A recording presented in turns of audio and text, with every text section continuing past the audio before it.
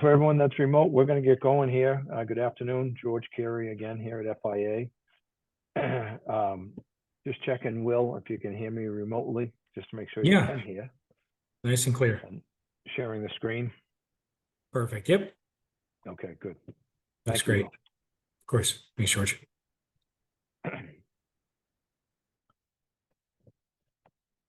So week 3, we're going to be jumping into. Let's see here, let me shrink that down a little bit.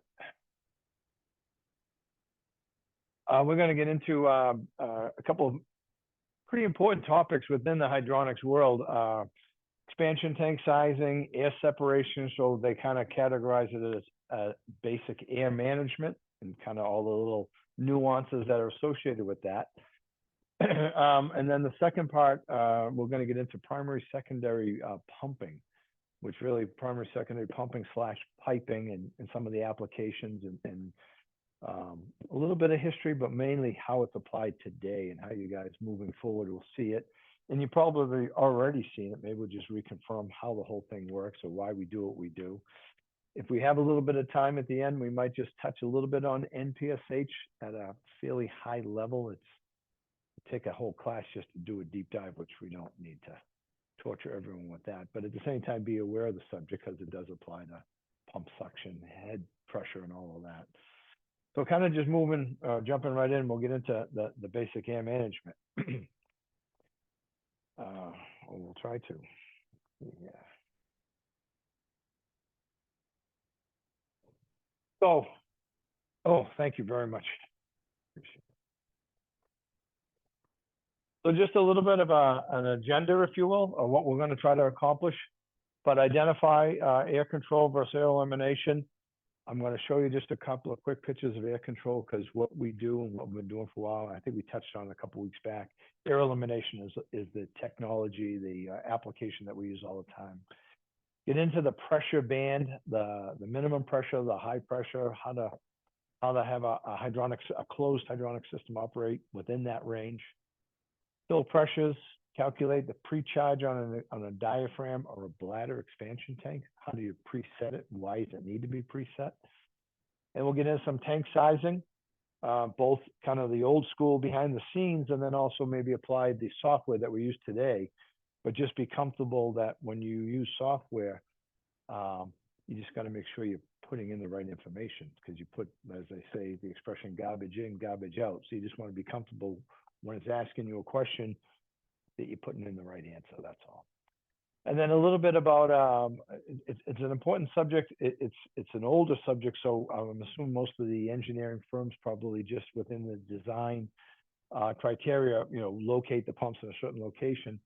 But we'll discuss it, where that pump relative to the expansion tank or pumps relative to the expansion tank should be located. What's the best practice for proper system operation? So anyways, we'll jump right in. So air in a hydronic system, they kind of have a little statement here, friend or foe. Well, from a foe standpoint, it can create, restrict flow in terminals as far as air binding, create some noise. Obviously can cause some corrosion of system components.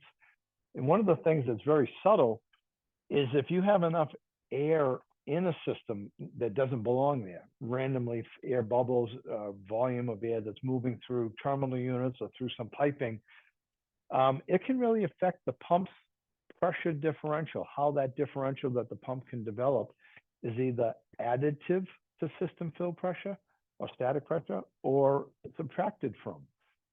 Because at the end of the day, and we'll circle back and make this statement again, but there should really be only one body of gas in a closed hydronic system, and that's going to be located at your expansion tank. So we don't want any other random bodies of gas or air bubbles acting as a body of gas, because it can really affect or mess with what the pump's doing. Is he pumping away from? Is he pumping towards? And it kind of affects his differentials. So it's a subtle thing, but it can be a problem when the air from the very beginning is not handled properly.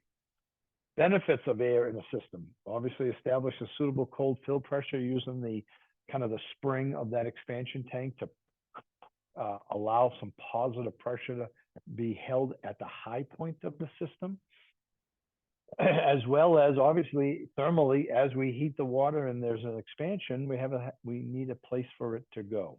So this cushion of air it does a very good job of absorbing that, and at the same time provide a reliable pressure reference. So air in that expansion tank, in that diaphragm or bladder, and then locate it such that it's on the suction of your distribution pumps is a pretty good reference, a pressure reference for the system. Couple of extremes, and I think the first week we might even pass there in the classroom here, a couple of examples, but corrosion and cavitation. Air in a hydronic system can really, from a corrosion standpoint, can have an impact. But also from a cavitation, if you've got impellers, spinning on a shaft of a 1750 or even, maybe a little higher speed in a variable frequency drive system we talked about last week. And then all of a sudden that impeller is deloaded. The load on the impeller and shaft is changed because all of a sudden we've got this pocket of air that shows up that can really overspin and really create some havoc, because then right behind that pocket of air is now another slug, a mass of water, and it can really wreak havoc on bearings and seals, etc. So there's no benefit to having air randomly floating through a closed loop hydronic system.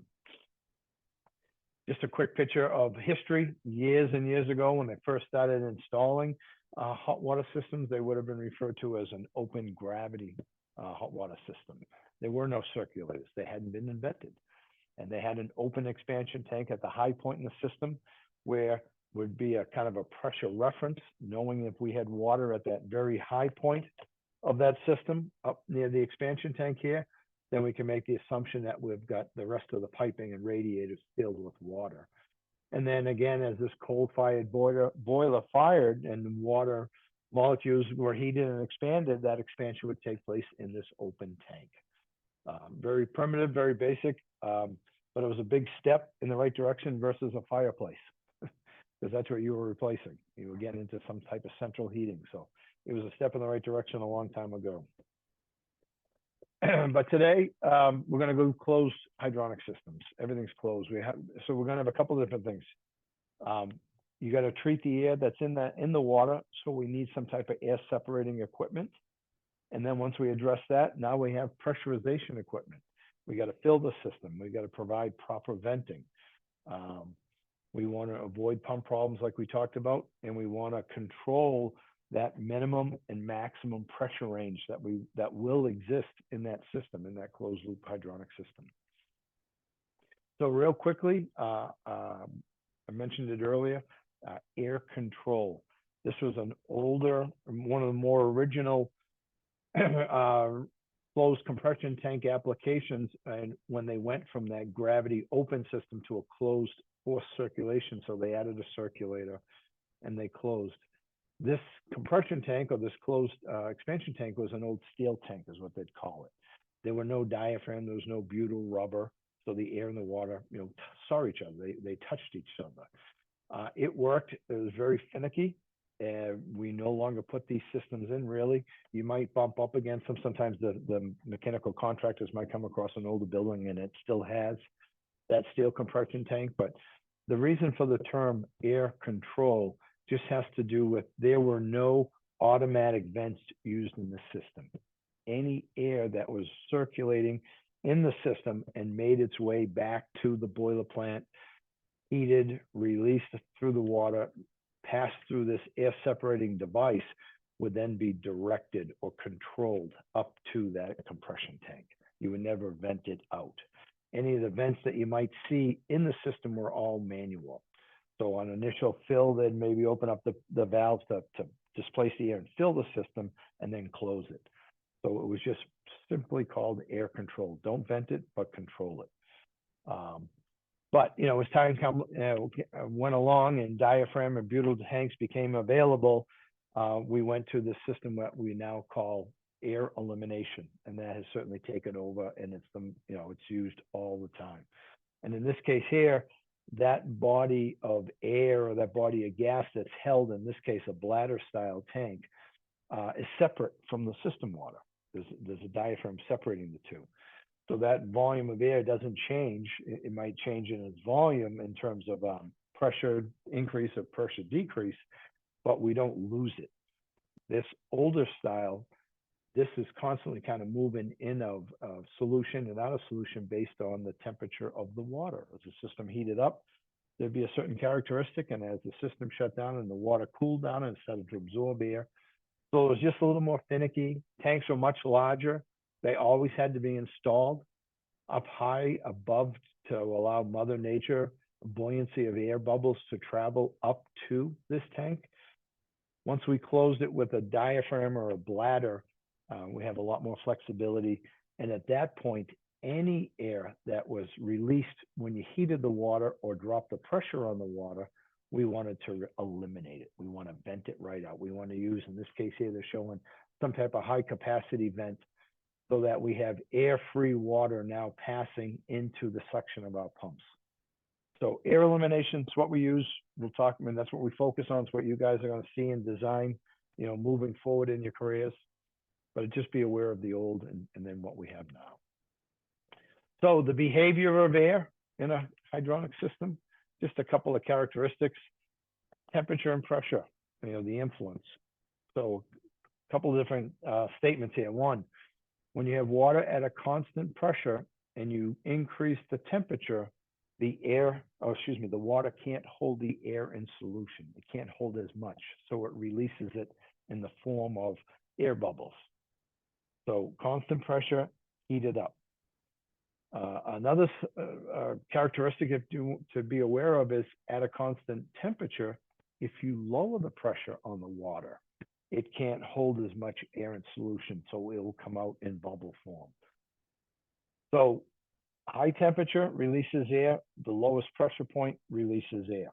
So ideally, you know, we want to be aware of those two situations, of those two characteristics to help improve our air controller, our air elimination system that we're going to install or specify.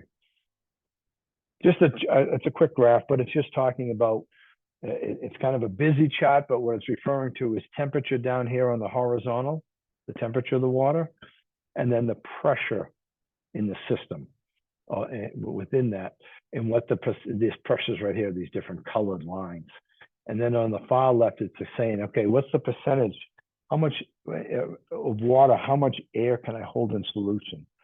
So the hotter the water and the lower the pressure, the lower the amount of air that can be held in solution. So low pressure, high temperature. As the temperature gets cooler, I can absorb more. As the pressure gets higher, I can absorb more. So hot and low pressure are the ideal points to separate air. So again, how do we catch some of this air? What are the technologies, or what are the techniques that we use? So initially, obviously, it's a very basic drawing, but it's saying, hey, an initial fill, when you're filling the system, or the mechanical contractor's filling it for the first time, we're going to have vents, ideally, located throughout the system. And all we're going to do is typically, depending upon the size of the building, the height of the building, we might be just using street pressure that's coming in and filling this system, and we'll vent the air through the individual terminal units and the piping through vents. It's as simple as that. Sometimes, whether it be because of glycol or because of the static pressure, the height of the building is greater than the system pressure, we might need help, and we'll have some type of pumping system that's actually going to fill and pressurize that higher rise closed loop hydronic system. So street pressure, most of the time, excessive high pressure, high static pressures, and or maybe a premix of glycol, we're going to have some type of pumping mechanism. And it's pretty obvious here, but if for some reason someone was to fill a system, and what they're trying to show on the left-hand side, the left drawing, is if you had the vent closed and you're filling it, you're just going to squeeze that air. It's going to show up downstairs as a rise in pressure, and mistakenly someone might say, oh, I got the system completely filled with water, when in fact that's not the case. Obviously, we want the vents open to release any air from the terminal units and the piping that's feeding that terminal unit, so that we ensure that the system is filled. And this is referring to, this sometimes there's like from an engineering standpoint, there's a design on how to ensure that when a pump is pumping water through a coil, in this case, like a coil and an air handler, a fan coil, that we can use the pressure differential that the pump develops across that coil to act as a purge, to make sure that we remove all of the air in that coil, if there is any in there. So what they're trying to show here is on a very low pressure differential. So in this case, if the pump was to fly 2 feet of head across this coil, you could increase, the level of the water and still have a high percentage of air binding that's occurring in that terminal unit, and you don't have flow. Pumps on, circulating in certain areas, but in this case here, because I have this physical height of 6 feet, if you will, from where the supply and the return are relative to the top of that coil, and I'm only developing 2 feet of pressure differential because that's all I need for a pressure drop in that particular instance. I have this thing take place, but I'm not purging it completely. And so in this case here, you get a couple of options. One, if I increase that differential, so maybe that balancing valve, that circuit set of balancing valve, I create some additional pressure drop. Now, when I'm sizing my pump head, I say, hey, give me at least 6 feet of differential. Now I'm going to purge that coil. And ideally, the thing is, give me something greater than 6 feet so that I don't even have that scenario where, yes, I got the height of 6 feet, but there's still some residual air at the very top of that coil. If I go something greater than 6 feet ahead, I know when that pump comes on and that control valve opens up, and I dedicate, say, 8 feet of pressure differential across that coil supply to return, I'm going to purge that coil every time that pump comes on. I'm never going to allow air to sit there. Not that it should be, but it's a way of confirming. You got 100 fan coils out in the field, out in the building and application. That pump comes on. If I can use that pump's pressure differential on each one of those coils as a way to ensure purging of any air, it goes a long way to ensuring proper system operation. So kind of a good design practice, if you will, piping design goals: avoid air traps, just to make sure you have automatic venting. Keep the velocity high enough to carry air to an air separating point. And then the other thing is proportion flow. So what they're referring to is you got to balance, and that's another whole subject, but you got to balance your flow through all of your terminal units so that each one does have the appropriate flow rate, pressure differential, and at the right velocity, so that it can, like that middle sentence that says, make sure the velocity is high enough on all 50 coils or all 24 or all 100 or whatever that application is, so that I don't allow air to become an issue.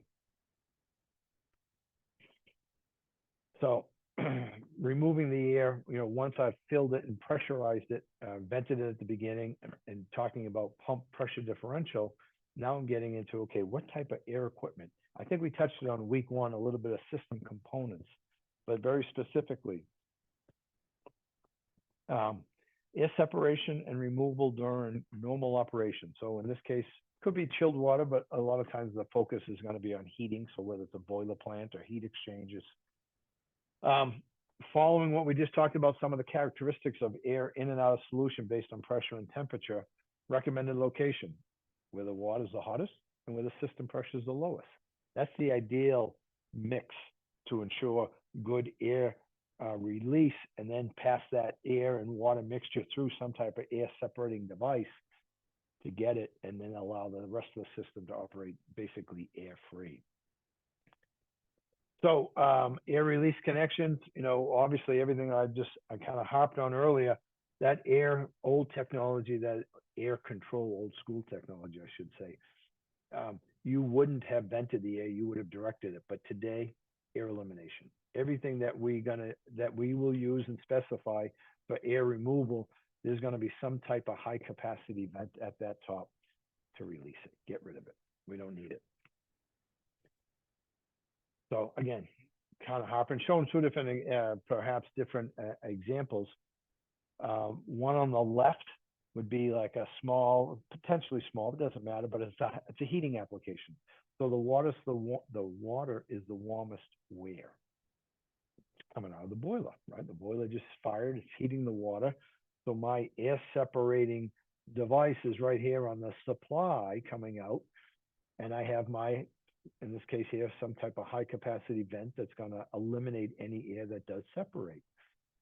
The drawing over here, or the example over here on the right-hand side, they don't specify it, but what they're trying to show is some chillers. So maybe I have 3 chillers connected to the system. We'll talk about it a little bit later on, but through a common pipe, primary, secondary, perhaps, or in this case, it might be a variable primary because these chiller pumps are also responsible for the flow to your terminal units. Why is the air separator on the return? Whereas on this example here, it's on the supply. Where's the water the warmest in chilled water? On the return. Yeah, exactly.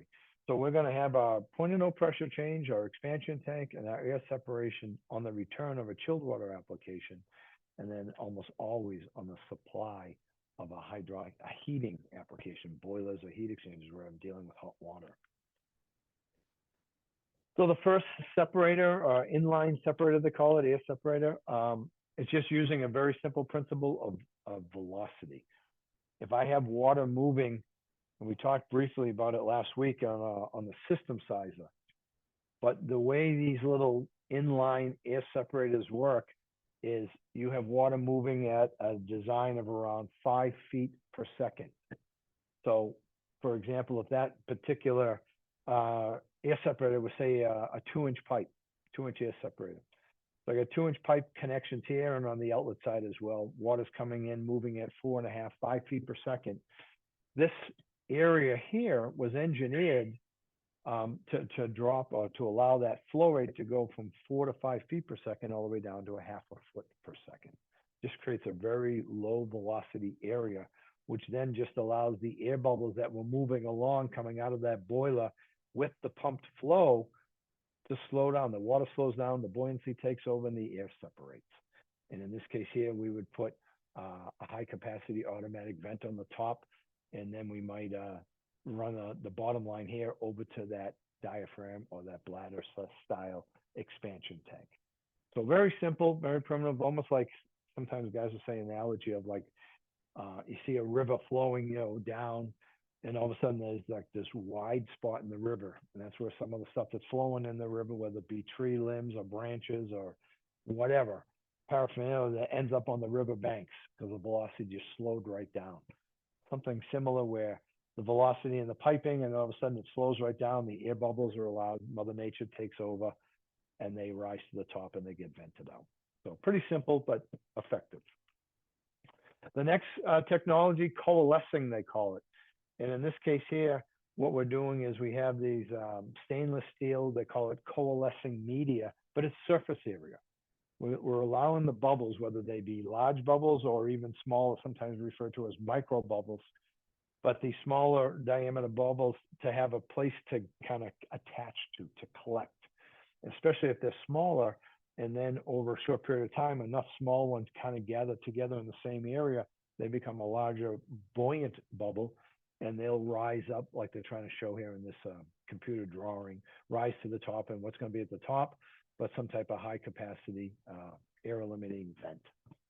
So somewhat expensive in terms of price out in the field to be aware of. ASME is typically they're going to be all ASME stamped, but very, very effective, very effective.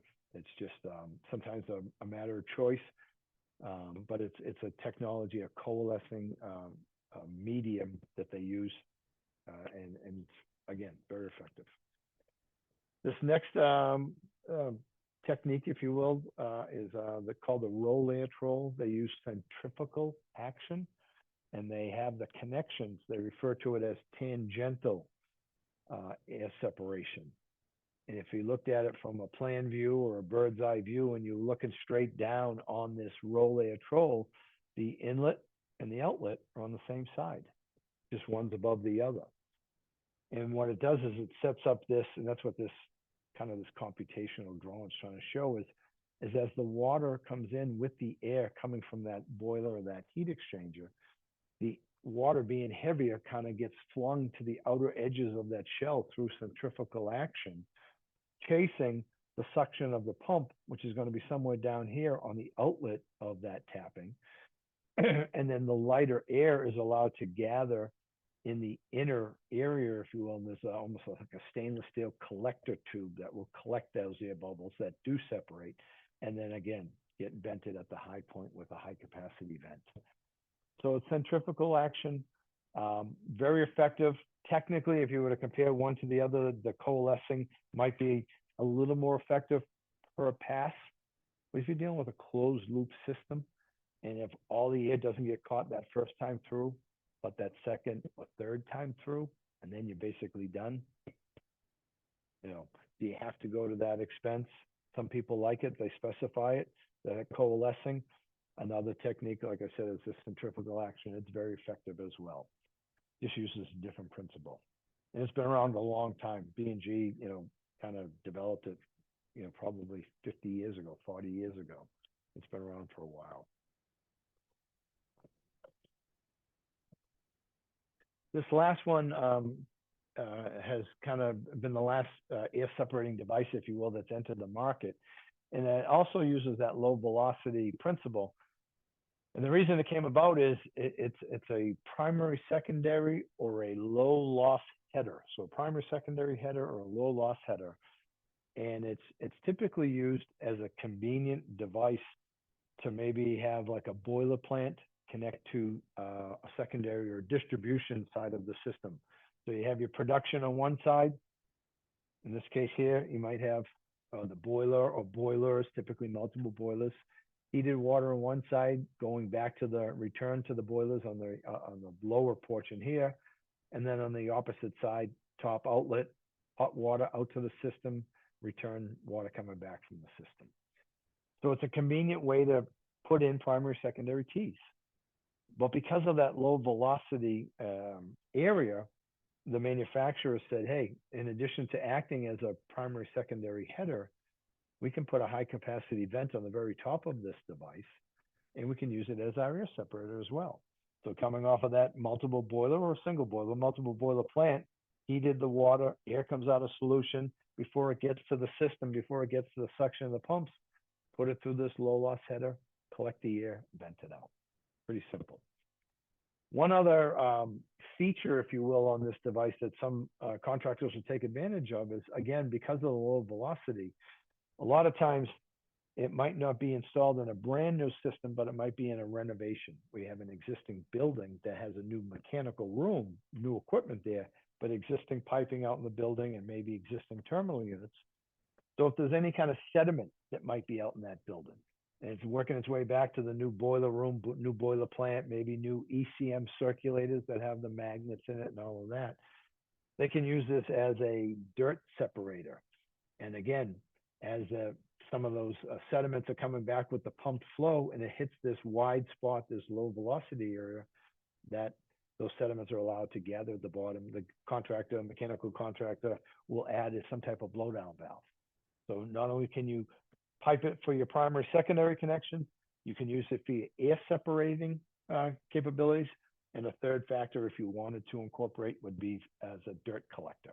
And then just use that blowdown valve periodically to blow down any kind of sediment that was caught before it got back to, say, your high efficiency boiler plant. And then this is just a collection of various float operated automatic air vents. So there'll be some type of float inside each one of these devices. And obviously the size of the float and the linkage would change. We get over here to this high capacity cast iron body, to some of the less expensive, but also, you know, not as rugged or having the air venting capabilities. But there'll be a float, and inside that float, this lever is attached with like a plug. And if enough air is to enter any one of these shells, which is the idea to off the top of the air separator, the weight of the float is going to be displaced and it starts to drop. And as it drops, the lever kind of pulls down. And as it's pulling down, it's just opening up the opening, the orifice, to allow the air, because what's behind it, but system pressure. So system pressure is going to push that air out through that opening. And as it does, and it's replaced with water, the water just refloats that float back up with the idea of not having water leaking out onto the floor. We don't want that. We want to avoid that. So that's typically how any one of those automatic air vents will operate, sitting on top of an air separating device. And again, like we said at the beginning, ideally where the water's the warmest and the pressure's the lowest. So we get into a little bit of what we'll call pressurization equipment. So what are we referring to?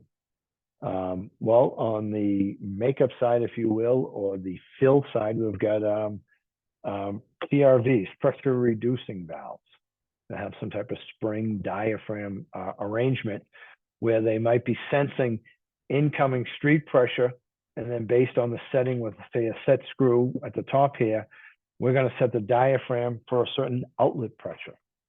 So we're taking that incoming street pressure and reduce it to whatever we need for that particular system that it's being attached to. You might have other applications where you're not connecting to the street at all. Directly, you're going through this glycol package where you have a glycol pump and expansion tank, and you're setting the pressure because maybe it's a snowmelt system that's filled with glycol. I don't want to connect it to my street directly, street fill valve, because I'm going to maintain it, and I also have to, check the pH. I got to check the ratio of glycol to water over time to make sure I don't lose that freeze protection capabilities. So I don't want to dilute it with just straight water. So they'll have these glycol packages that are used, and it's fairly common in that glycol application. Another pressure component, if you will, is our relief valve. We want to limit the pressure buildup in the system. Hopefully, they're never active, but if they are, then they better do their job. Again, I think we touched on this the first week very briefly on the hydronic components, but there's two settings or two pieces of information that they have to satisfy. One would be the actual relief setting in pressure, PSIG. What's the boiler rated for? What's the heat exchanger rated for? What's its maximum pressure rating? But the other part of that equation is, okay, and how many BTUs? What's the BTU production capability of that heat exchanger or that boiler or boilers, whatever the case may be, water heater? And so if for some reason the pressure did get to that relief valve's pressure setting and he's going to open, he's going to do his job and open to discharge, just make sure that he can also pass whatever the BTU capabilities are of that boiler or water heater or heat exchanger that it's attached to. So whenever they're looking at selecting, specifying a relief valve, what's the pressure rating and what's the BTU capacity? It's got to meet both of those criteria. So role of the air management tank. Pressure reference. Obviously, that whole thermal expansion, which is really when everyone thinks of expansion tank, they're like, why do I have it? Well, because when I heat the water, I got to have a place for that expanded water to go. And that's a true statement. And then at the same time, keep the system pressure within the allowable range. You want to size these tanks large enough, appropriate enough for the system they're being attached to, so that when you do heat the water and the water does expand and it's now moving into that thermal expansion, if it will take place into surplus going into the tank's the right size.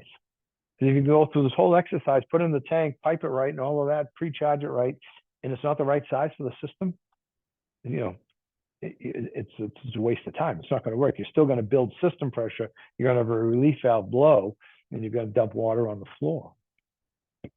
I mean, it's a silly question, but why don't we want relief valves blowing, continually? As a call for heat comes in and the boiler plant says, hey, I got a call, I gotta heat my water up to X. What's the problem with the relief valve dumping water on the floor?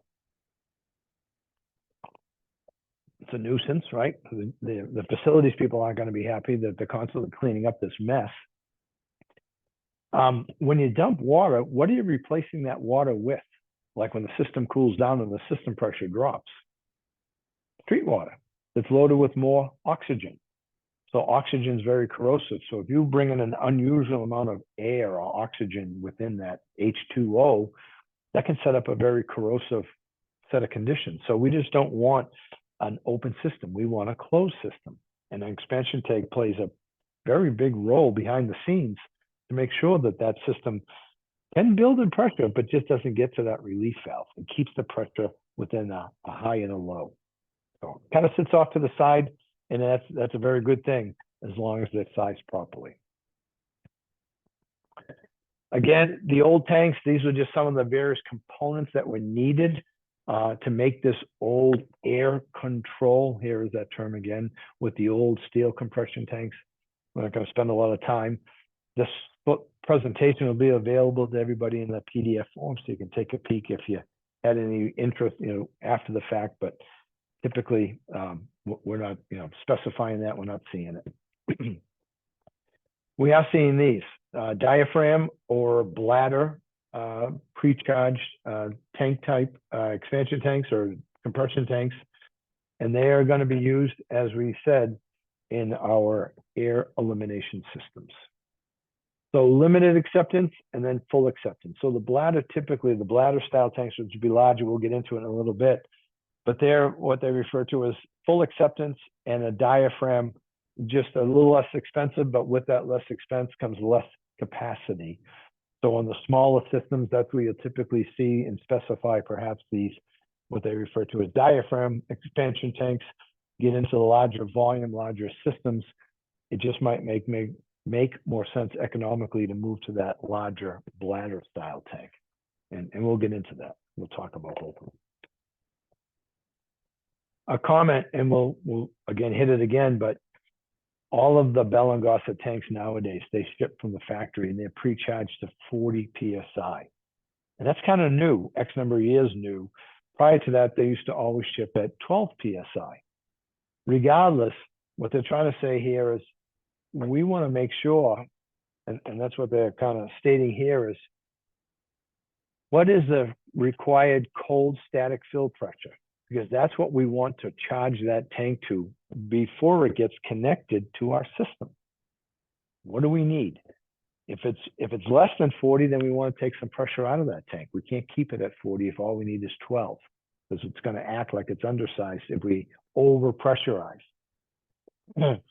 Conversely, if I need something greater than, I got to make sure I have that, because the last thing I want to do, and we'll get into it as we size these, when these things are attached to that system, that closed system, and the system's not firing, it's cold, there should be no water in that bladder or in that diaphragm. It should be just completely air in that tank. In this case here, this butyl diaphragm right here should be, the term they might use is completely distended. It's completely up against that shell, that top outer shell right here. And then as system water heats and then it starts to enter into the tank, that bladder is now going to get squeezed. It's going to get compressed by the water, and it's going to actually move in the opposite direction. Now it can't go all the way down because it's got this kind of this frame right here that the lower portion of the diaphragm is attached to, and that's why they refer to it as a limited acceptance. The full acceptance bladder over here, you can actually fill that bag completely, or basically completely, and the air that's on the outside now, on the shell side, gets squeezed. So as you're filling the bladder, it's displacing the air, the pressure in the tank is rising. And the whole key is when we size these and that pressure does increase, it's not touching the relief valve setting. It's staying below that. That's fine. That's a closed system. It cools down, it contracts, but still we have positive pressure. Boiler comes on, a heat exchanger comes on, heats the water, pressure rises, but it never, so we keep it closed. So that its job, what either tank, its job is to keep that pressure range, below the relief and above the fill. And that's just kind of a cutaway. Full acceptance replaceable bladder. It's a very, just for information purposes, I don't even know if you guys are aware of this, but if a bladder was to rupture, technically you can take it out. The fitter can take it out. A pipe fitter, mechanical contractor can replace these bladders. I strongly recommend that we get a new tank, because it looks easy sitting here up on a screen, picture, slide up on a PowerPoint. It is one tough son of a gun to deal with. These things are heavy as lead. The diameter of the top here, this, not the system connection, but the flange cover right here, and you're pulling that bladder through. It sounds easy. In real life, it is. It's a son of a gun. It's very challenging. And so most times, if we have, especially if we have something, a tank that ruptures, say under warranty, we're not going to wrestle with that bladder. We're going to move that. We're going to replace that with a new bladder, style expansion tank. Very challenging. So it looks good. And sometimes even some of the manufacturers will have like a little YouTube how-to video, and they're sitting on the manufacturing floor, all kinds of perfect conditions, all kinds of room, the right tools and all of that, no water, none of that. And, they'll kind of rustle, but they'll get it done. So, but now you put it in the real world, in the real mechanical room, and everything that you're contending with, definitely replace the whole tank. It's very challenging. So, allowable pressure range. So this is a very simple drawing, and it's okay. This can apply to, whatever size building we're dealing with, but it's just trying to assign, what system pressures are we talking about? And very specific. The first one is going to be, what is our cold fill? What's our initial pressure? So they'll assign like they have an L, so it's just to the pump suction. The D is the makeup connection down to where we're connecting to the system with our fill valve, and then the H would be where is our expansion tank. And a lot of times they might be all right the same. They might be right next to each other. They're showing technically there might be a little subtle difference in height. So cold fill pressure, cold or initial system pressure, fills the system pressure, provides venting pressure, and avoids pump problems. So basically, it's as simple as, where this PRV, where this pressure reducing or where this fill valve is located, what do I have in height to fill that building? What's the highest piece of either piping or in this case, maybe radiation terminal unit in the building? I need to know that, because that's gonna come into play to how I establish that fill pressure. So, just throwing, again, some very simple numbers, but they're saying, hey, from the basement where the fill valve is to that first floor, 5.5 feet, up to the second floor, 10 feet, to get to the top of the terminal unit, an additional 3 feet. So when you add all those numbers up, you come up with whatever, 18.5 feet. And what you want to do is the gauge downstairs, typically on that boiler, is going to be in PSI. So we just want to convert what is in feet of head from the PRV in this case, all the way to that highest point, 18.5 feet divided by 2.31 feet, about 8 PSI. So that's what we're going to set. So we might have, 50 pounds of street pressure coming in on the inlet side of that valve. And through that set screw and diaphragm, we're going to adjust it and try to set it to an outlet pressure. So in this case here, here's the issue, and this is something you want to be aware of. It's pretty simple, but when you don't think about it, if I figure out the math and then I set the valve, what is the pressure at the very highest point if I set it to exactly 8 PSI? And as the gauge is indicating, I've got water all the way to the high point, but that water at the very top is at 0 pounds. I've just got it there and don't have it under pressure. So kind of an industry standard's always been, whatever it takes to get to the high point, always add 4 to 5 pounds. So when you do that, whatever the example is, and then whatever that number is, always add the 4. Now you know you have positive pressure at the high point. And one of the benefits would be is if you did happen to have, say, a float vent at that high point, and it was there to catch if they happen to have any random air at the high point in the system, maybe I can bleed it out, I can vent it out. Well, if you're a float vent and you've got 0 pounds on the inlet to that vent that's attached to your piping, and on the outlet is the atmospheric pressure, which is 0, there's no motive force to move the air bubbles from one side to the other, to discharge the vent. So by always having that positive pressure, at least I got 4 pounds here and 0 on the outlet side. I got a little bit of a motive force. That's the main reason. Whatever it takes, add 4 to 5, you'll always be safe. So upper pressure limit, I should say, the safety relief valve. So you got this range. This guy is responsible for setting that lower pressure limit. Make sure I have the minimum amount of pressure so that I have water all the way through that building, especially all the way up to the high point. And then my safety relief valve says, hey, as I heat the water and the water expands and it's moving into the expansion tank, and the expansion tank's air is being squeezed, so the pressure in the system's rising, which is fine. It just never gets to that upper pressure limit, that safety relief valve. So they kind of work hand in hand. So kind of some standard conditions, they're saying 12-pound fill. Most fill valve manufacturers, whether it be B&G or Watts or Cleffy, or all the different manufacturers that are out there, when they come out of the box, almost all of them coming from the factory are set for 12 PSI. All the residential expansion tanks, I mentioned B&G, those commercial ASME are now shipping at 40 pounds. But all the residential diaphragm tanks, they're all coming from their factories, whether it be B&G, Amtro, Watts, there's a whole bunch of them, Ventrite, they're all pre-charged to 12. And the only reason for all of that is no other reason other than the majority of applications are a two-story building. And so if you do the math and you figure it out and say, hey, I need 8 pounds to that high point of that second floor, and then I add the 4 to have positive pressure, there's my 12. So the fill valve coming out of the box is pre-charged, preset to 12. The diaphragm pressure on the expansion tank is preset to 12. They work hand in hand. But it's not the be all and end all. It doesn't know what house or what building or what apartment or whatever it's going into. It's just that the majority happen to be going into 2 stories. So anyways, that's what they're just referencing. What are standard conditions? They're standard because of the majority, but it's not like the golden rule. You got to account for each building, accordingly.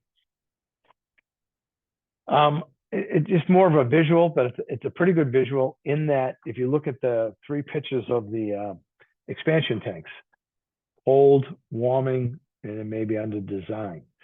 So when it's cold and there's air pressure, this butyl diaphragm is completely distended and there is no water in the tank. As you start to heat the boiler and you start to heat the water, that water, it's expanding. The molecules are expanding, it's taking up space. The only place it can go is where there's this body of air that can be compressed. So it moves to the expansion tank, and that's what they're showing here.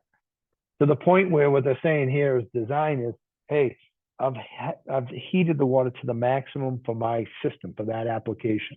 I've gone to 180, I've gone to 200, whatever I've designed it around. So now I have the maximum expanded volume of water.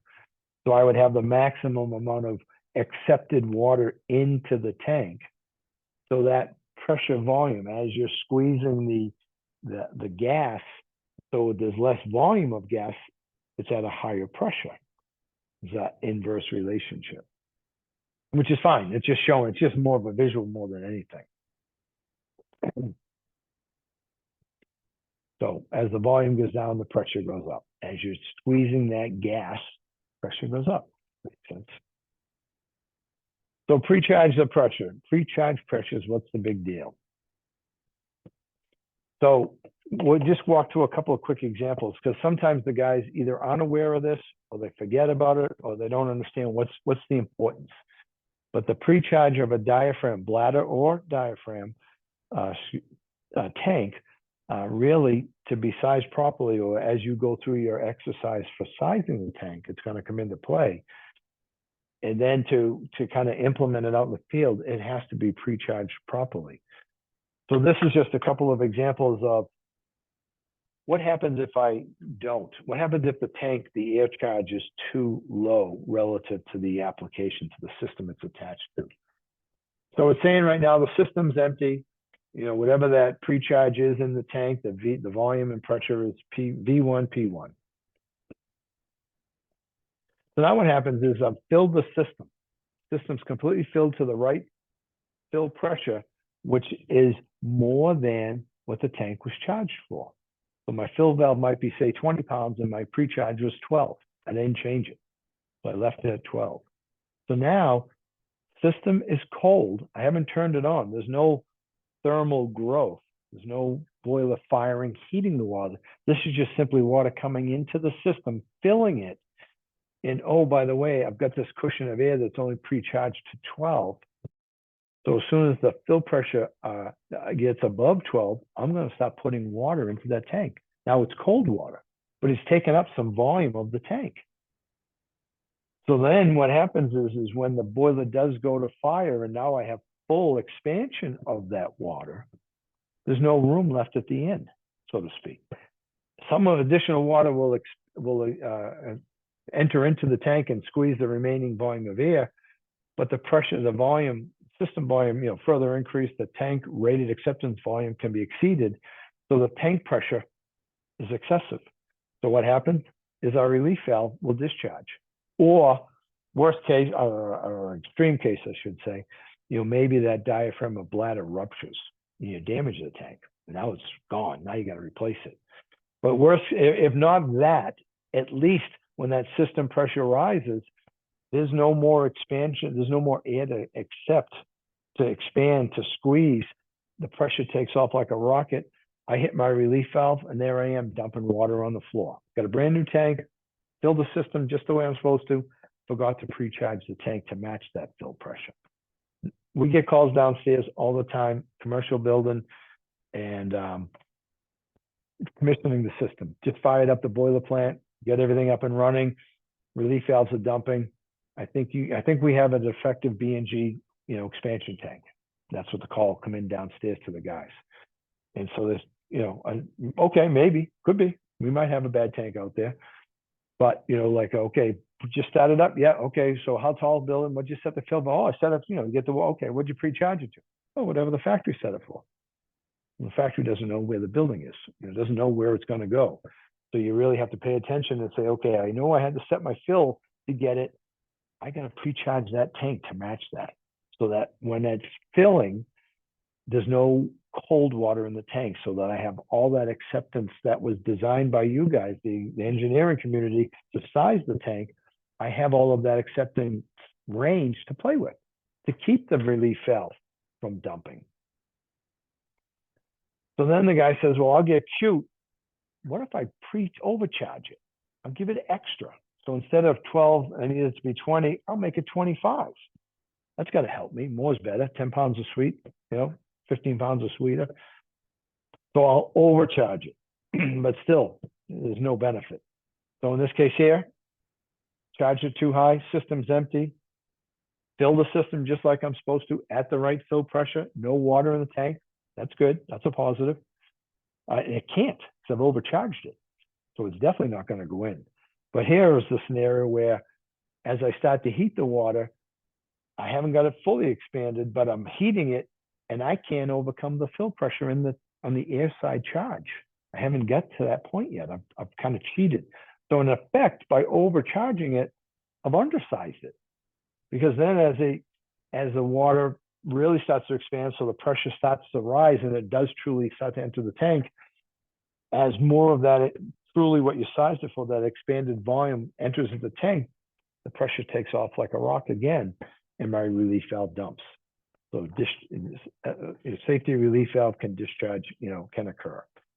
So undercharge it, you're going to have an issue, or you potentially. Overcharge it, thinking you're going to beat the system, you can have an issue. You really just want to match it. Whatever your fill is, that's what your relief valve is set for. Excuse me, that's what your pre-charge is set for. One other comment just to make here, how does the pump head influence system pressure?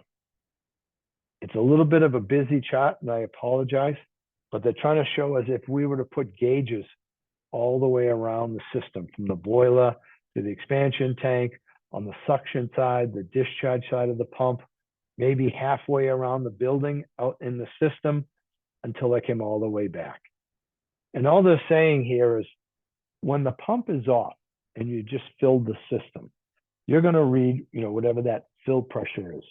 So down in the basement, I'm going to read, D, which is the height, right? What's the height, from the gauge up to the high point? Divide that by 2.31. Why am I adding the 4? What is that 4 for? That positive pressure, right? To have that extra. So whatever it takes to get to the high point, add 4. Okay, that's what that gauge is going to read. And then if I heat the water, that net expansion, all that's saying is that the water expands, so it's moving into the tank.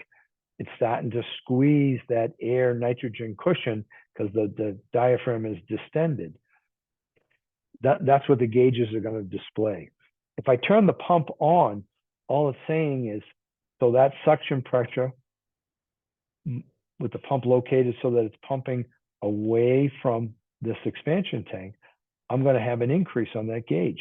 And that increase is going to reflect the pump head. What can the pump develop? 5 feet ahead, 100 feet ahead, 25, whatever that number is, that's going to show up on that gauge.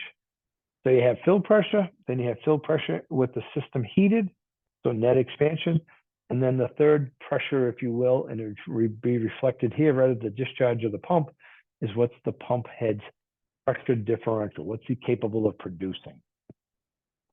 Now, if I was to put a gauges, throughout that system, that pump head is still going to be added. I'm going to see it out there, but it's going to be a hell of a lot less than what it was right at the discharge, because the system's consuming some of that pump head energy, which was needed to move the flow through the system that we talked about, that we designed around. So the pump head is highest right at the discharge of the pump, and then it dissipates as that energy is being consumed as the water is rubbing against the wall of the piping. So a real quick, easier perhaps picture describing it is, there's no leftover energy. There's no leftover pump head. Whatever that pump can develop, that system's going to consume. So in this case here, the red line when the pump's off, the blue line, or saying green, but it's in this case here we got it colored blue. It's the greatest differential will be right at the discharge. And as that water travels and moves and rubs along the inside wall of the piping and the boiler and the heat exchangers and whatever, there's frictional resistance. We calculated what it was when we sat down and designed. Say, hey, what size pump do I need? Well, this is the load, so here's my flow rate. Here's the diameter of the pipe. Here's the pressure drop. I got 1,000 feet of it. Here's my total pump head. Okay, boom. Now when I'm up and running, this is what's happening. Greatest at the discharge, and then it will start to dissipate. So if you had gauges, sort of like what they're trying to show here, remotely out in the system, you would see this drop in pressure. And that's fine. That's just reflecting that the pump head is dissipating. But there's no leftover. It's the pump's done. He's just going to turn on, he's going to develop whatever he can to overcome that system's pressure drop to move X number of gallons a minute. The idea is we sized it appropriate. We're going to get the right flow rate out to the terminal units and overcome the system's frictional resistance in doing so. So subject that, again, been around a long time. Most of the engineering firms probably just have it in your standard drawing packages, if you will.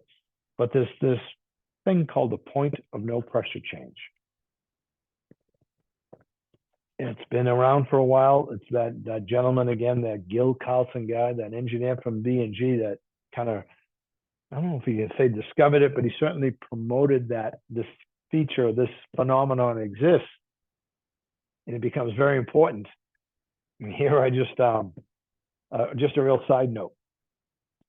Before he passed away, which unfortunately he did a while back, out at the schoolhouse, out at Bellingosset, someone was smart enough to get him before he actually ended up getting sick.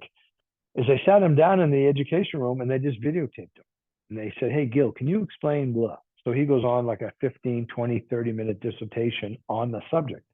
So this just happens to be a screenshot of the conversation about the point of no pressure change. So he wrote a very important paper that he published in ASHRAE years ago, and then went around the country talking to the engineering community through the ASHRAE chapters. If you're terribly bored, especially at night, and you went to FIA's website, fiainc.com, there's one section called Ask George. Me. Within that, there is a collection of all of Gil's videos.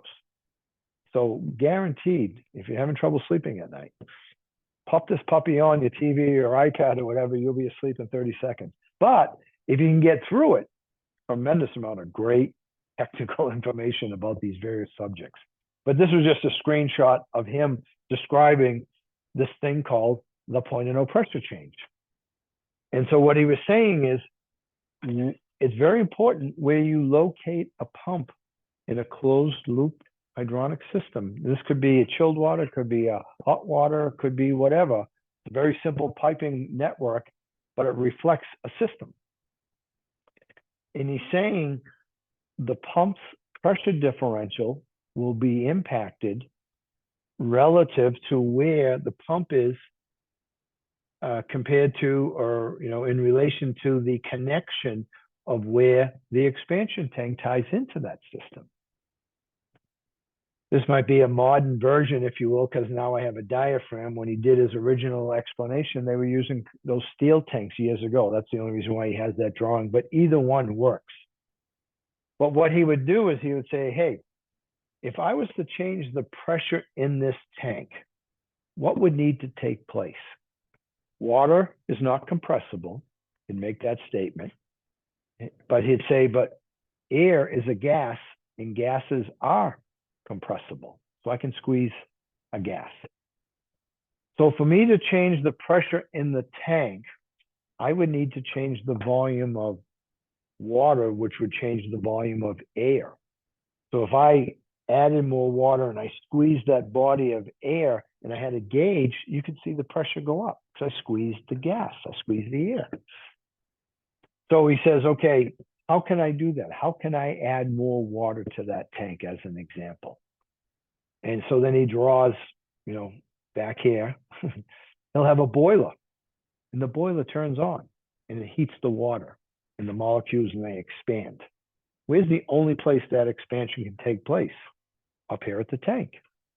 So I heat the water moves in and it squeezes the volume of air, the pressure goes up. He says, okay, that's one example. Then he said, okay, forget the boiler. Let's say I had a fill valve and I opened it up, and now I'm bringing additional makeup water into that system. And this is already this piping network, simple little drawing, but it's a complete building perhaps. And it's already filled with water. The only place that additional water can go is into the tank to squeeze the air. So if I add more water or I heat the water in that closed loop, I can change the volume of water, which means as I changes the volume of air, which means I change the pressure in the tank. I mean, he's kind of beating around the bush to get to his point. But what he's saying is, okay, take the boiler out of the picture, take the fill valve out of the picture. I have a closed system, and I just turn a pump on. Does that change the volume of water in the system? Just turning a pump on. It moves the water, but does it change the volume? And the answer is no, it doesn't. It can't. You can't add more water to pressure, but not volume. Yeah, the water's not, the air is. I can't change the volume of water because it's a closed system. I'm just circulating what's there. I create a pressure differential to cause the flow, but I can't change the pressure because I can't change the volume of water. So if I don't change the volume of water, I don't change the volume of air. So if I don't squeeze the air, if I don't change that volume of air, I don't change its pressure. So if that pump is located in this arrow's orientation and I was pumping at that connection point, I can't increase the pressure with this pump's pressure differential. So a pump in a closed loop system is really a pressure differential machine. So what happens is the discharge is basically locked at whatever that pressure setting is. And so now the pump would actually take its suction pressure and drop it. It'll lower it. So across the pump, if you had gauges, you still have a low and a high. High goes to low, so you still have circulation. You just lower the static pressure in that building. Now, if it's a real small pump, probably not even noticeable. You get into a commercial setting and you lower the pressure, you might be creating a vacuum at the high point in the system. You could be creating all kinds of air problems. And that's what forced him to write that article years ago, was as hydronics was being accepted, years and years ago, they put pumps on the return because it was before NASA So ceramic and carbon materials hadn't been invented. And that's what they eventually started using for seals on pumps. But prior to that, when they put a pump on the supply in a hot water system, the hot water attacked the seal. And the seal didn't last that long. So B&G, Taco, Thrush, all the pump manufacturers at the time, the engineers, they say, hey, let's put the pump on the return. At least it's going to be colder. It's going to be cooler because the water's taking a temperature drop through the terminal units. So they did, and the seals lasted longer. And that became the reason why pumps are on the return, is the seals. Now, when NASA comes along, all these materials come along, temperature is not an issue at all. You can get a 300-degree, 350-degree seal if you wanted to. So temperature wasn't a concern, but they were just a habit, pumps on the return. So all of a sudden the buildings got bigger and they're putting the pumps on the return, and they're having all these air binding problems and all these corrosion taking place on these cast iron boilers. And it was just simply the pump operation, pumping at the, in this case, the old steel compression tank. They were creating vacuum at the high points, pulling air into the system. So he, realizes what's going on, and he writes a paper and he submits it to ASHRAE, and they say, yeah, this is right. So then he went around the engineering community talking about this PONC, point of no pressure change, and it had to do with where is the pump located relative to the orientation of where the tank connects. So you hear the expression pump away, always put the pumps on the supply. Well, it's really not so much the supply, just pump away from wherever that tank connects to the system. So in this orientation here, because I'm not changing the volume, I can't change the pressure. My suction is basically locked. So all of the pump's differential is additive. It's a positive. Another visual, another line drawing that might make it a little clearer. And what they're showing here is, again, that red line, pump off. Again, they keep referencing green. I got to change the color, I guess, here to blue. But it's saying, hey, the pump's differential is all additive because the tank is on the suction. And then again, it's like we just talked about, it will dissipate because the system's eating up that energy, that differential, but that's fine. It's all positive. If I was to do this, put the pump, so it's pumping at the point of no pressure change, that differential shows up as a drop in pressure. And I still have a difference between the high side and the low, so flow is going in the right direction, but I've just dropped the system pressure. And depending upon the pump head, what is my feet of differential, 10 feet, 30 feet, 50 feet? I can create, potential problems, vacuum, vents draw air, air release, possible boiling. I can create a lot of different system problems by simply putting it in the wrong orientation. So it's just something to be aware of. And again, nothing new.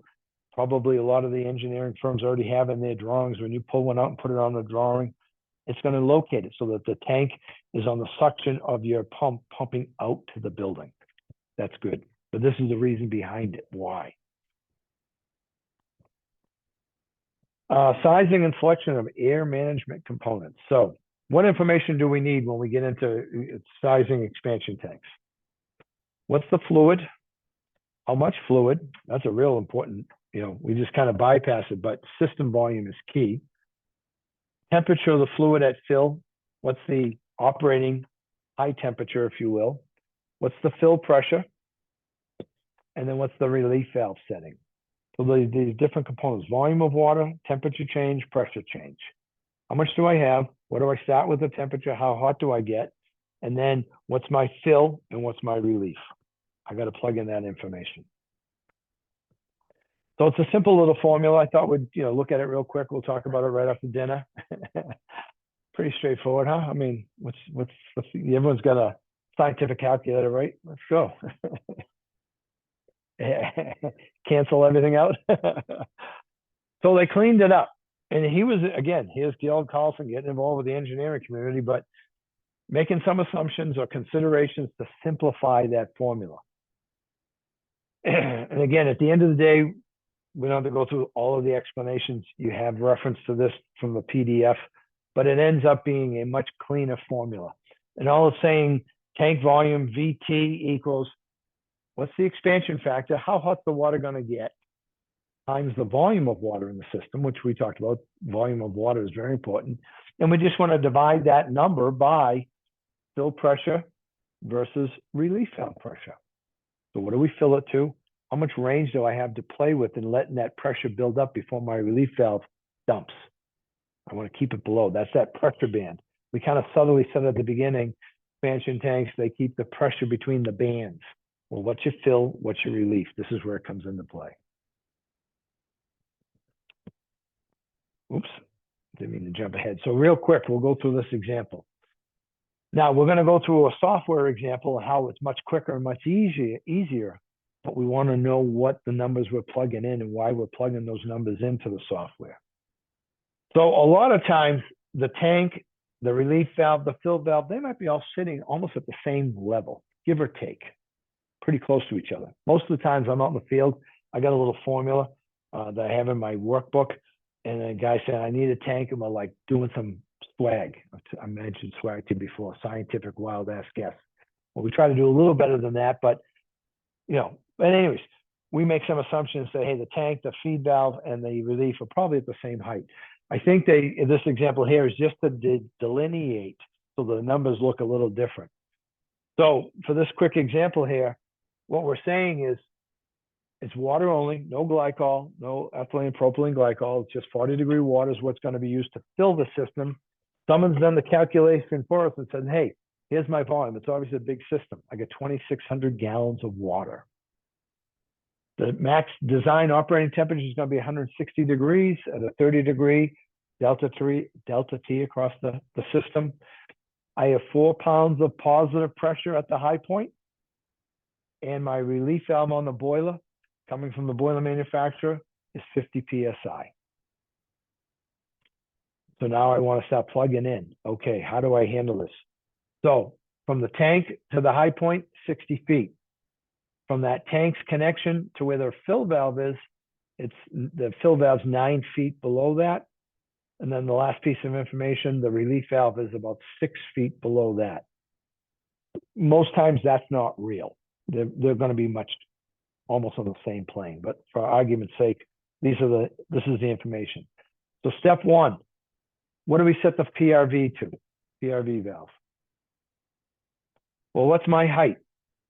From the PRV to the high point is 69 feet divided by that factor, 2.31, is 30 psi. I don't want to set it to that, right? I want to add the 4. So my pressure reducing valve is set to 34 psi. So that's step one. I figured out very simple.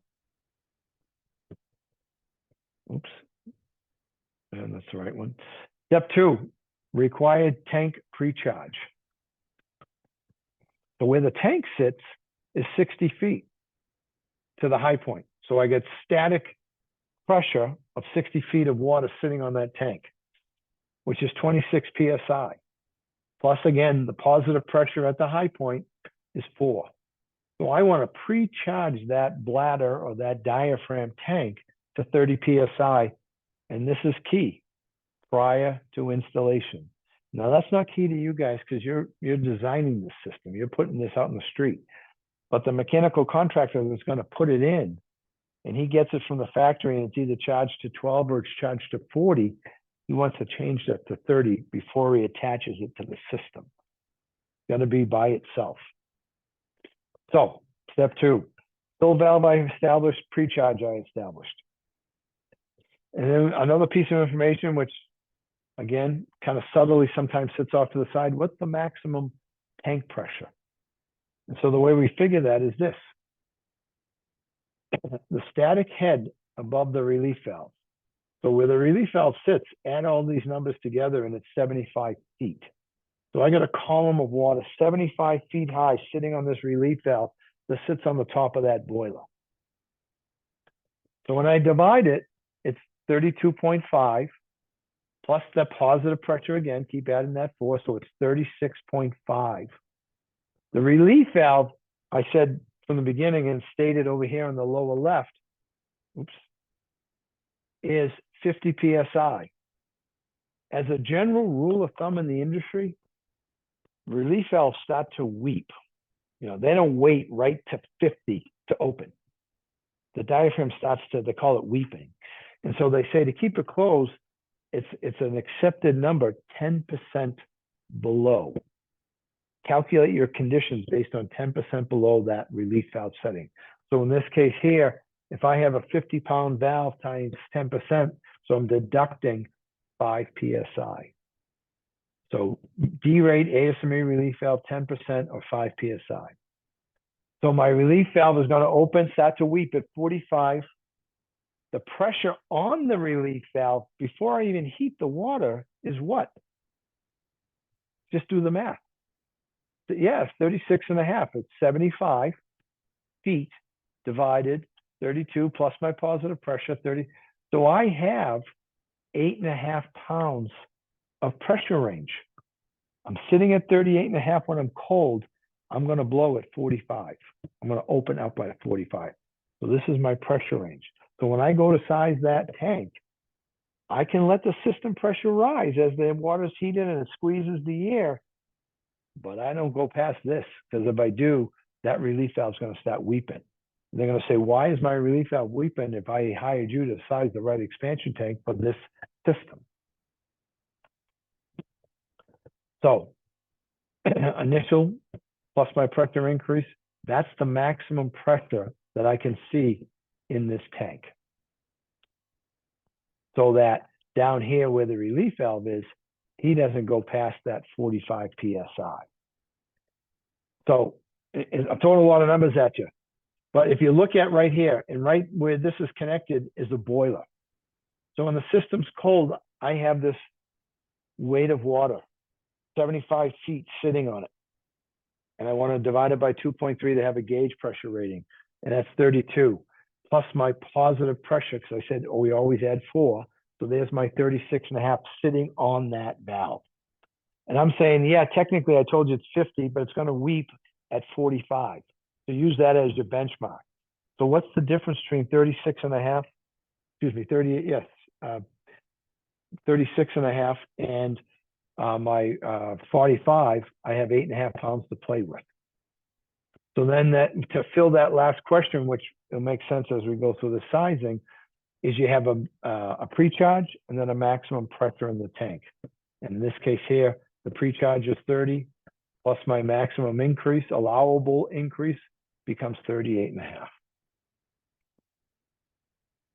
So then I start plugging in some numbers here. So I gotta play with that equation that we talked about. So the top half has to do with volume of water, but the bottom half has to do with the acceptance factor. So what's my fill pressure and what's my relief valve? In absolute, right? So I'm always going to add that 14.7. So the numbers that I just played with, the 26 plus 4 and the 26 plus 4 plus the tank acceptance, the final tank pressure, 8.5, plus the 14.7. So I plug in these numbers and I have an acceptance factor of 0.160.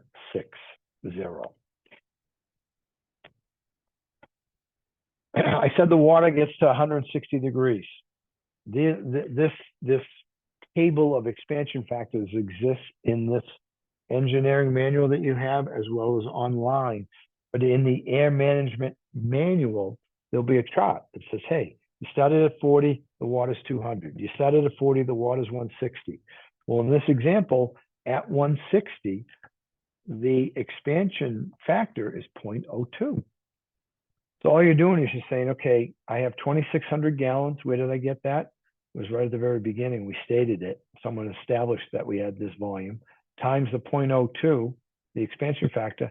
So of the 2,600 gallons, when I heat it to 160, I have an additional 52 gallons that I need to accept somewhere. I got to put it in that tank. And as I'm letting this 52 gallons come in my tank and I'm squeezing the air, which is doing what to the pressure? Increasing it. I just want to make sure it never gets to that relief valve. I want to keep that relief valve tight, closed. So as you kind of do the final formula here, I have my expansion volume, and then I'm going to take that, so that 52 gallons, and I'm going to divide it by that, what? that acceptance factor, that 0.16. So when I take 52 gallons and I divide it by 0.16, I have a total tank volume of 325 gallons. That's a lot. That's a big size tank. But the reason for that is this: I have a lot of water. I'm heating it to an additional 52 gallons. But here's the really important thing. I have a very tight pressure range. I have a low relief valve. I have a 50-pound valve. If I had a 100-pound valve, I have a much bigger range to play with versus the fill. But because in this example, the boiler manufacturer provided the boiler and he comes with the 50-pound relief, we have to honor that. So we have to size around that. If I could take that 50 and make it 75, make it 125, I'm going to get different answers. The greater the difference, the smaller the tanks. The tighter the range, the bigger I need, because I need more area to absorb this 52 gallons, which isn't a lot of water, but in a very tight pressure range between keeping the relief valve closed and blowing it open, which I don't want to do. So, when I go to my, in this case here, my various expansion tanks and what the capacities are, I find that a particular model number, a B1400, which is a huge tank, but when I look at that total tank, and remember when I used the word a full acceptance bladder, in this column, tank and acceptance volume is the same. That's that full acceptance. He has a total tank volume of 370. I was looking for 325. This tank below that, the B1200, only has 317 gallons. Technically, that would be too small. I'd probably blow that relief valve. Now, all of this is based on what number? What's the volume of water? 2,600 gallons. It's so important to know what that number is, because if it's 3,000 gallons or it's 2,000 gallons, it's going to impact. So it's really important to have that right volume. But based on all of those numbers, I'm selecting, in this case here, one, perhaps B1400. Or if I went to a diaphragm style, which might be a little less expensive, they're both ASME rated, but one's a diaphragm, one's a bladder. Look what it's telling me. I can't get away with one tank. Let me see if I can do that. Hide it. I need two of these D260s. And when I add them together, I get close enough to that 325. So I'm either going to be using two D260s or one B1400 is what I'm going to specify to meet this set of conditions. Let's see here. So if I want to apply software, and in our world, Bell and Gossett's world, it's this thing, it's access to everybody, it's right online, it's on B&G's website, it's on FIA's website, you can easily access it. But it's called Equipment Selection Program, so ESP system-wise. And over here on the left-hand side, when you open up this system-wise, you'll have pumps, you'll have suction diffusers, triple duty valves, air separators, all the way down here, you'd click on expansion tanks, because that's what the application, that's what I want to do. And when you click on expansion tanks, it's going to say, okay, are you doing HVAC or are you doing plumbing? You're doing a potable tank, you're doing a heating. Click on the heating tank, then it's going to say, okay, what are your conditions? So when you first open it up, some of these numbers are filled in and they're just highlighting it here. These are your default program values. They're not applicable to you. So you're going to change that.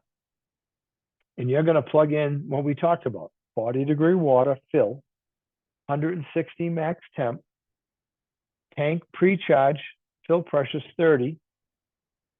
The maximum technically was at 38.5. They're just rounding it saying, hey, plug in 39 PSI. The volume of water, 2,600 gallons, and the medium was straight water. So you plug in those numbers and look what it kicks out.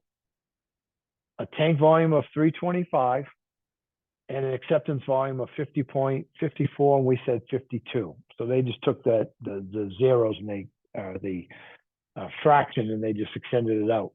But the point of it all is it gives you the answer.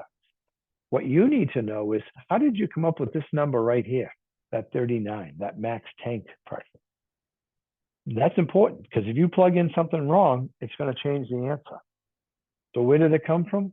It's when we did this little exercise here, and we said, hey, what's the maximum tank pressure? Okay, what's the fill? What's the relief? Minus that 10%. I can let it range 8.5 pounds. Okay, my tank can go up 8.5 pounds. That's that 30 is pre-charge plus the 8.5 is 38.5. In my example here with the software, I've plugged in 39 and it spits out this. This is my information. So it's very quick and it's very easy. You just gotta make sure you're putting in the right numbers, that's all. And you just wanna know where they're coming from.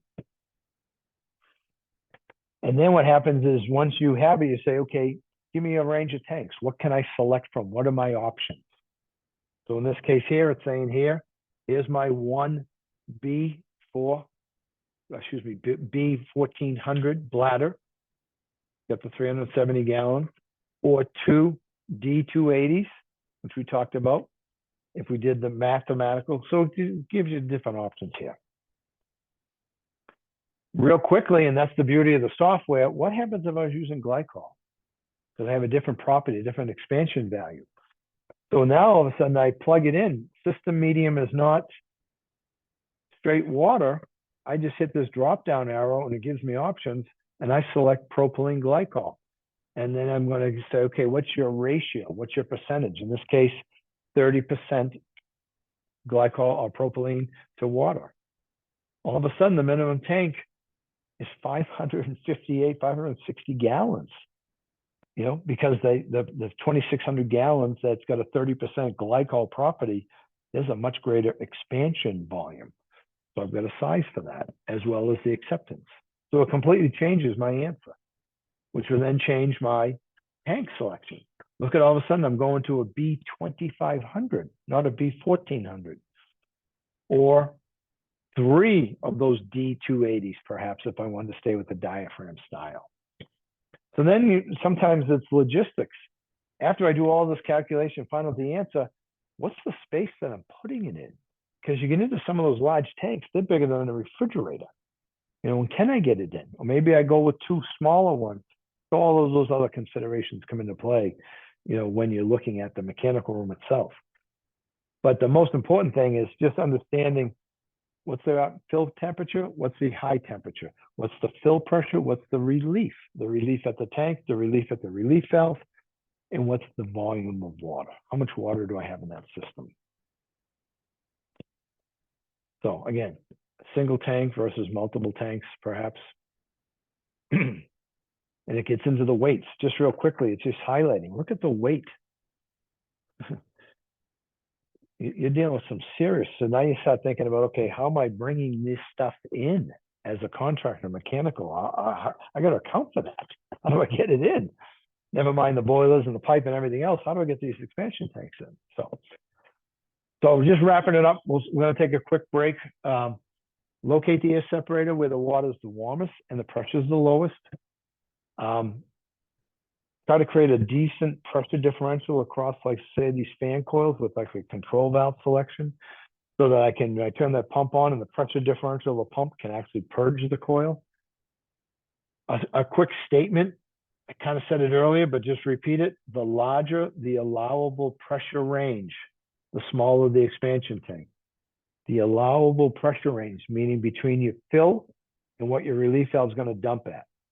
The greater that range, the smaller my expansion tank can be, because I have a more of a pressure range and increase that I can play with. Keeps the tank smaller. The pressure can change at the point of no pressure change, but that's about adding water. Heating the water, it expands, opening up a fill valve, adding additional water. But simply turning a pump on, I don't change the volume. So best practice, try to always locate your pumps that they're pumping away from the expansion tank and out into your system. And with that, everybody taking this class remotely, virtual, we're going to stop. It's about 5:35. We'll get together, like, say, at 10:06. So we'll stop for about 15 minutes for a quick bite to eat, and we'll get back at it. Thanks, Thank you. George. So we're going to get going. We're going to get back at it. It's just about 10:06. Kind of finish up the air management on the first half of this evening, and the second half we're going to get into, like we described at the beginning, but primary, secondary pumping, or primary, secondary pumping design. A little bit of what is it, where did it come from, why do we use it, and then most importantly, how is it applied today? What are the common applications and how we can take advantage of it when it's appropriate. So let me see if I can get this going here. Let's see here. So we'll talk a little bit about primary, secondary circuit configuration. Instead of primary, secondary, sometimes you might be using variable primary is what it's called, where we don't have like primary pumps and secondary pumps. We just have a variable primary pump. We'll talk a little bit about that, some of the differences. Decoupler bridge, low loss, common pipe. There's a bunch of different expressions. And then the last part we'll try to hit on is, you know, especially applicable to today's environment, where maybe we're combining some maybe electric, whether it be heat pumps or heat recovery or whatever the case may be, in addition to some more traditional, maybe gas or oil, but mostly gas energy sources, and maybe how to combine all of those principles together through primary, secondary piping. So it's kind of a quick line drawing, if you will, but what is primary, secondary? And there's all different answers, or talking to different people, or definitions, but an effective way to distribute heating or cooling, and at the same time trying to have minimal flow issues. So in this drawing here, we've got some type of commercial air separation. We have our ET3, our expansion tank. We have a manifold with distribution pumps, if you will. We've got actually, looks like 3 of them, and with a 4th as a standby.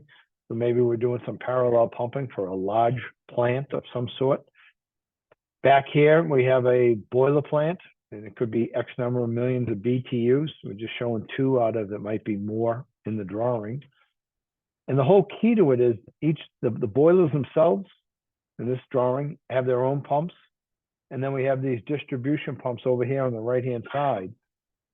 And to kind of connect both worlds, if you will, is we have this decoupling, or this decoupler bridge, might be called a common pipe, but it's a low pressure drop area that takes this plant and its pumping, and over here, this distribution side and its pumping, and it allows this, you know, these different pumps and boilers versus maybe fan coils and air handlers to kind of coexist by decoupling it. And it's a very basic, you know, explanation, very simple drawing, but very effective.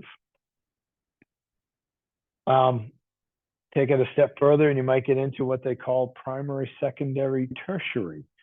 And all that's referring to is we've got a production, we'll call it, a primary with our chiller plant. Maybe we have secondary, which is our distribution. And then our tertiary would be our individual zone pumping. Now that zone pumping could be truly within that same building, just various zones, or more commonly, this might be, you know, a building with classrooms, and this might be administration building, and this might be dormitories. It could be other buildings. So maybe or a hospital, and the wings of a hospital, whatever the case may be. So we have, in this case, production of chilled water, a secondary pump that's feeding these various buildings. And then once we get into the building, we have the individual zone pumping that's feeding the terminal units through maybe, you know, one pump feeding a bunch of zone valves, you know, that are operating based on space temperature.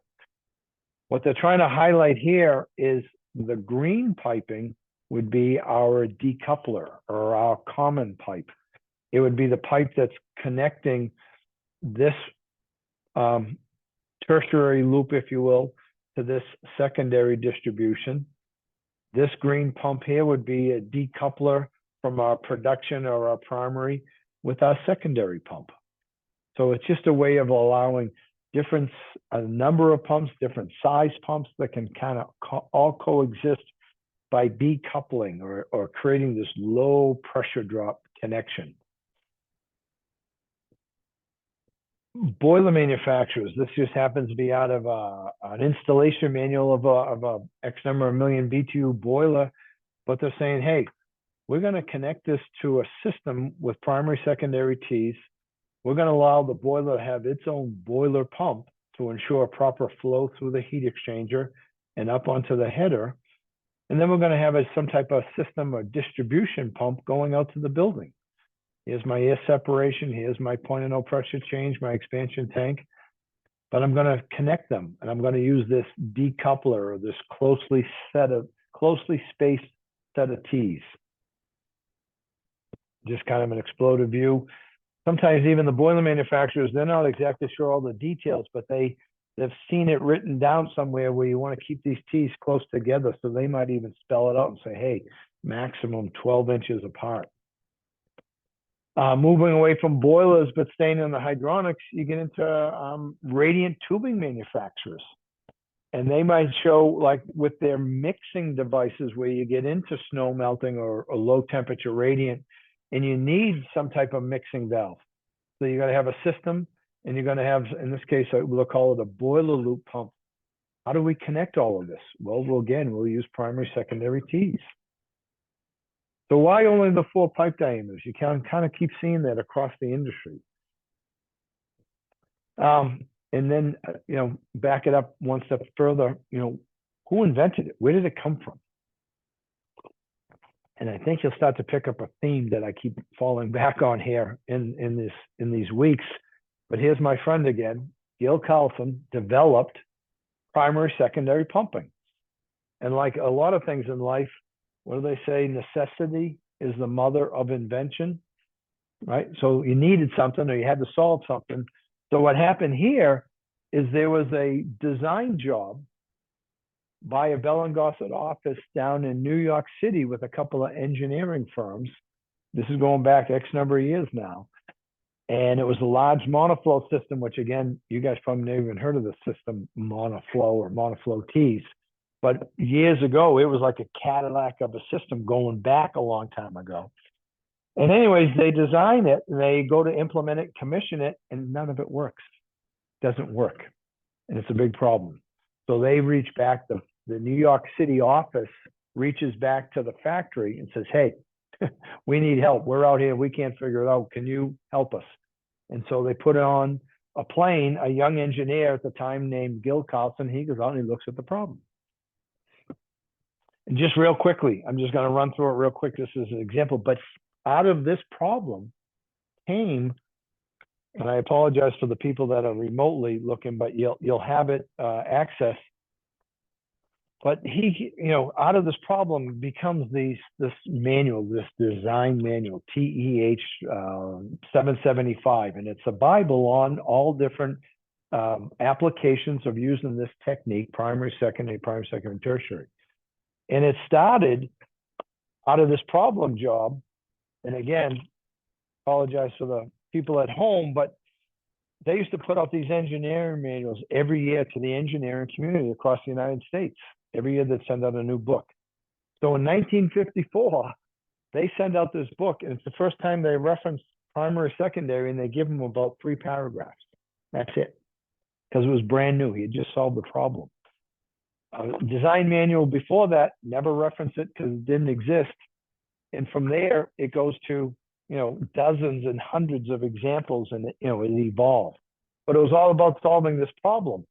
So he's got this monoflow system where they had like a perfect storm of 2 problems, 2 different engineering firms. And one firm was responsible and hired to design the building piping and radiation.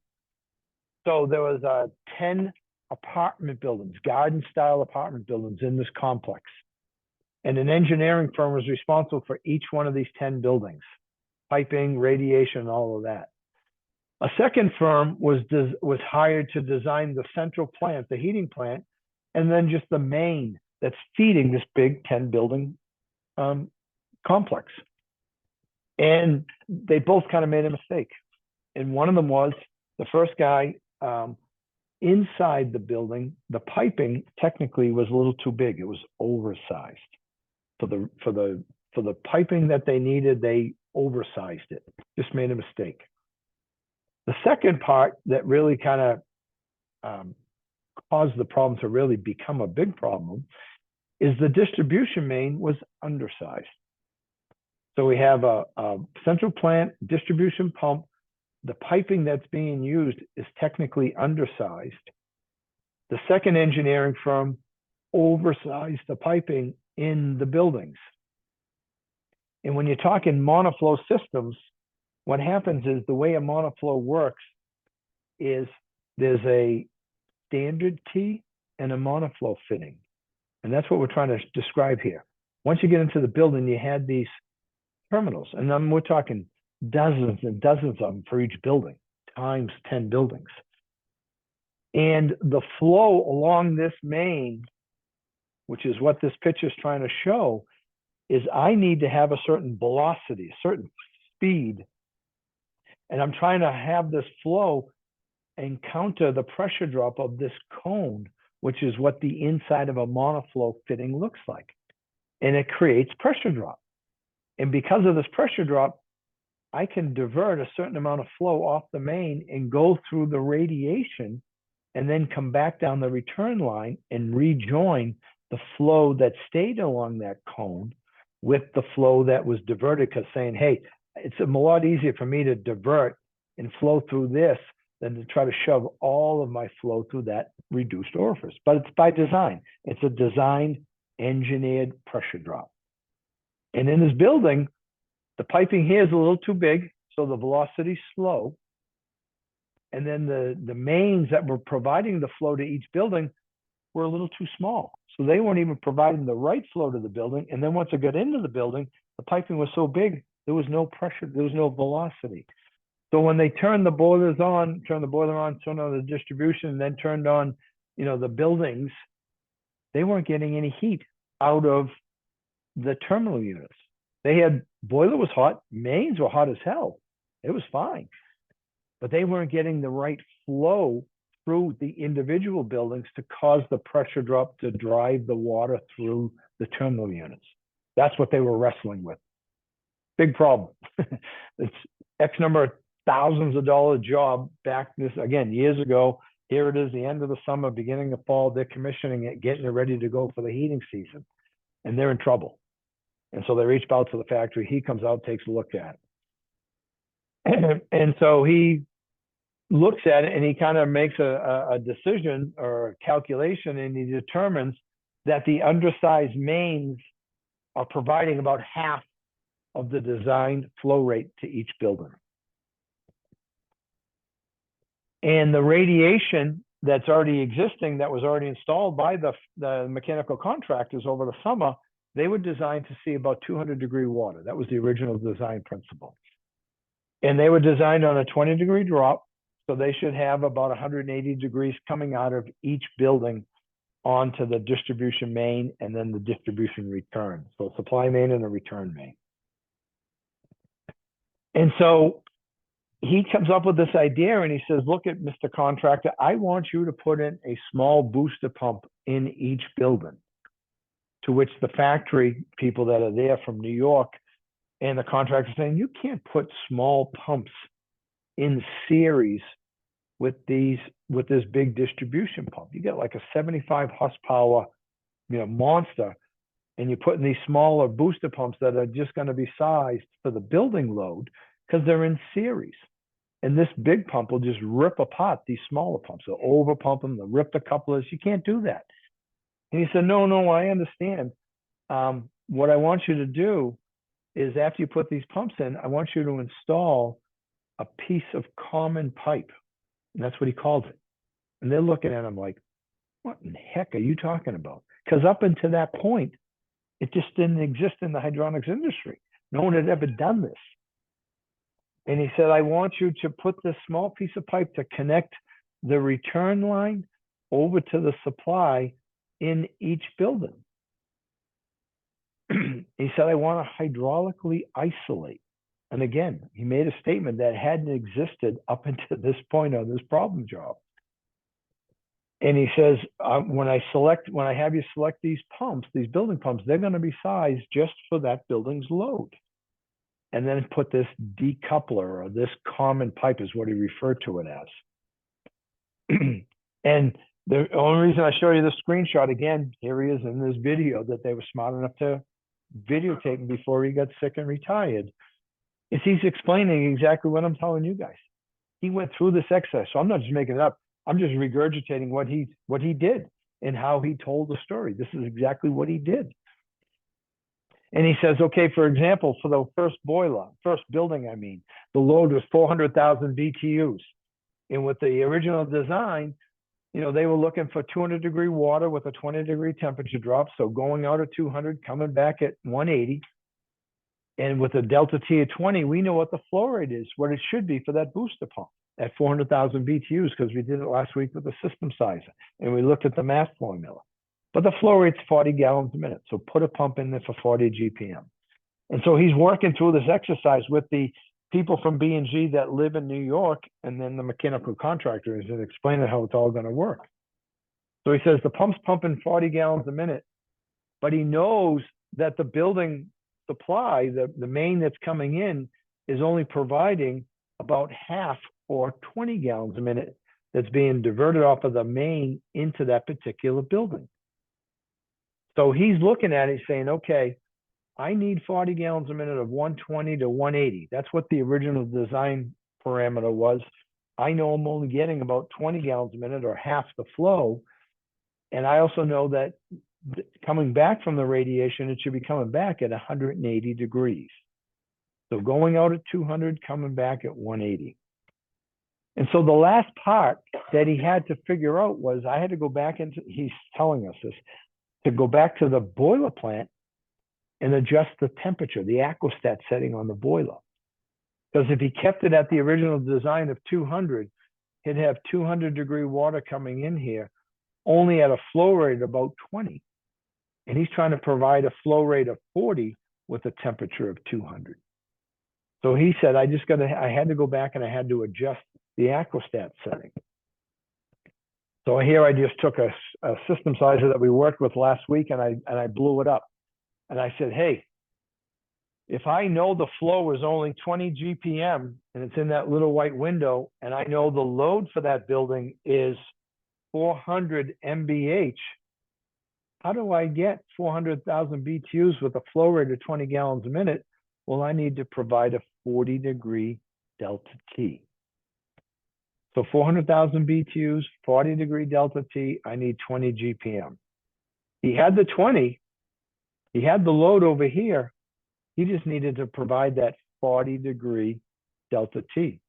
So what did he do? He knew it was coming back at 180. He went to the aquostat and bumped it to 220. So now he has 220-degree, 20 gallons a minute of water that's going to blend. And he's going to get 20 gallons a minute of 180, blend it with 20 gallons of 220, and he's going to get a mixed 200-degree, 40 gallons a minute. He's doing this and no one's ever done this before. He could see it. He could see it in his mind's eye, and how it would all work by decoupling with this little piece of common pipe that no one had ever seen before. So he explains it, like I said, he does it. Gets on a plane and goes back to Chicago, to Morton Grove, doesn't say a word. All 10 buildings work perfectly fine. None of the smaller booster pumps are getting ripped up, their couplers with this big 75 horse distribution. Everything's working. So the factory people in New York call the factory headquarters, and they're like, you're not going to, oh my God. He had us put these booster pumps. Booster, you can't put, he goes, no, I know, but he had me put this common pipe in. So when he gets back to the factory, and the lead engineers at the time, now these are the leaders of the industry, Bell and Gossett, they were the leaders back. And the head engineer's like, what are you talking about? So they sit him down, he explains the whole thing, and the next thing you know, primary, secondary is born. This whole thing of decoupling. So after a period of time, they start to say, hey, this is a good piping practice. This is a good installation technique. Let's put together a presentation and go around the country. And Gil went around just like he did with the point of no pressure change. He went to all the ASHRAE chapters across the United States and talked to them about this primary secondary. And so what he described is, he said, look at when two piping circuits are interconnected, flow in one will cause flow in the other. Just classic Gil, incredibly wordy, put you to sleep in 5 seconds. But flow in one will cause flow in the other to a degree depending upon the pressure drop in the piping common to both. He's describing how a monoflow system, when installed properly, works. Flow in one circuit will cause flow in the other circuit based on the pressure drop in the piping common to both circuits. So if I can create some pressure drop here, I'm going to get some flow to the secondary circuit. And the problem job was they just didn't have the pressure drop because the piping was undersized, so the flow rate was undersized. And once it got into the building, the pipe was a little too big, so it didn't offer the resistance. So it was like a perfect storm. So then he says, hey, let's flip it. Flow in one, when two piping circuits are interconnected, flow in one will not cause flow in the other if the pressure drop in the piping common to both is eliminated. So it's an extreme example, but he says, take the monoflow T out, take the two T's and get them close together. And so now this piping right here, flow in one will not cause flow in the other if that pressure drop is eliminated. Or, really, really reduced to the point where the flow here says, I'm not going to go through this resistance. I'm just go right across. And that's how he explained it. He could see that in his mind's eye when he's looking at this layout of these 10 garden-style apartment buildings that were experiencing the problem. Then he says, okay, so now you just kind of the building blocks, but you're saying, okay, now I'm going to have this source or this primary boiler, chiller, whatever. I'm going to feed, and then I'm going to have the secondary circuit. He's going to have his own pump. That was the booster pump that he added to that building. But it's decoupled by this this common pipe or this decoupler, this low pressure drop area. So then that pump is only sized for that small little secondary load. And then this pump is only sized for the flow rate to provide the BTUs to all of these secondary, but he doesn't have to contend with the pressure drop of the circuit. That's going to be taken care of by the smaller secondary pump. So, from there it becomes, hey, it's everyday stuff. This is just a quick example. Again, a couple of chillers, got a decoupler. I got a low pressure drop. I have a common pipe. So I have chiller pumps and I have distribution pumps, and they're decoupled. That pressure drop right here, even though it could be a good sized pipe and the distance isn't 12 inches, it could be X number of feet relative to what the pumps can develop for flow and head. It's very low pressure drop. So he's decoupling. This is just a quick example saying, hey, here's my source, and then here's my secondary load. And that orientation can come in a couple of different manners. The point of all of these pictures is low pressure drop decoupling one loop from the other loop.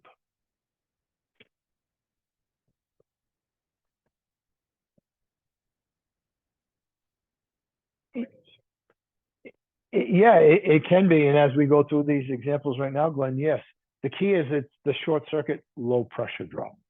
If it was like undersized or it had a valve in it and it created a pressure drop, then you'd lose that decoupling or that hydraulically isolating factor. So then he comes up with this other classic Gil, this thing he calls the law of the T. And all he's saying is the flow rate entering a T must equal the flow rate leaving a T. So as you start looking at this drawing real quick back here, you got a T here, A, and you got a T here, D. And what he's referring to is at the beginning, it might be a mixing or it might be a diverting, and it all depends on what's the flow rate, what's going on. So he goes through these three examples that can take place, and they'll take place all the time when you guys design these systems, and it would depend on what's happening. But one scenario, he says, hey, the primary flow is equal to the secondary flow. So in this case, if I had a primary flow that was moving 70 GPM and I had a secondary that was also pumping 70 gallons a minute, I would have 0 gallons a minute while both pumps are running through that common pipe, that decoupler. Now, it doesn't mean I don't have water there. There's obviously water sitting there. There's just no flow. Whatever enters a T leaves a T. Whatever enters a T leaves a T. So in this case, flow primary is equal to secondary. So there's no flow in the common. The secondary supply temp is going to be equal to the primary. There's no mixing or anything. It's just whatever's here, that's what's going there. On the return side, my return temp is going to equal whatever's coming back from the secondary. Kind of makes sense. It's just numbers adding up. Here's another example that he describes. Primary flow is less than, and this is actually that problem job that he experienced down in New York with the monoflow. So he's saying my primary flow is less than my secondary. So 40 gallons a minute, and the secondary happens to be 55. Well, how can I do that? What happens here?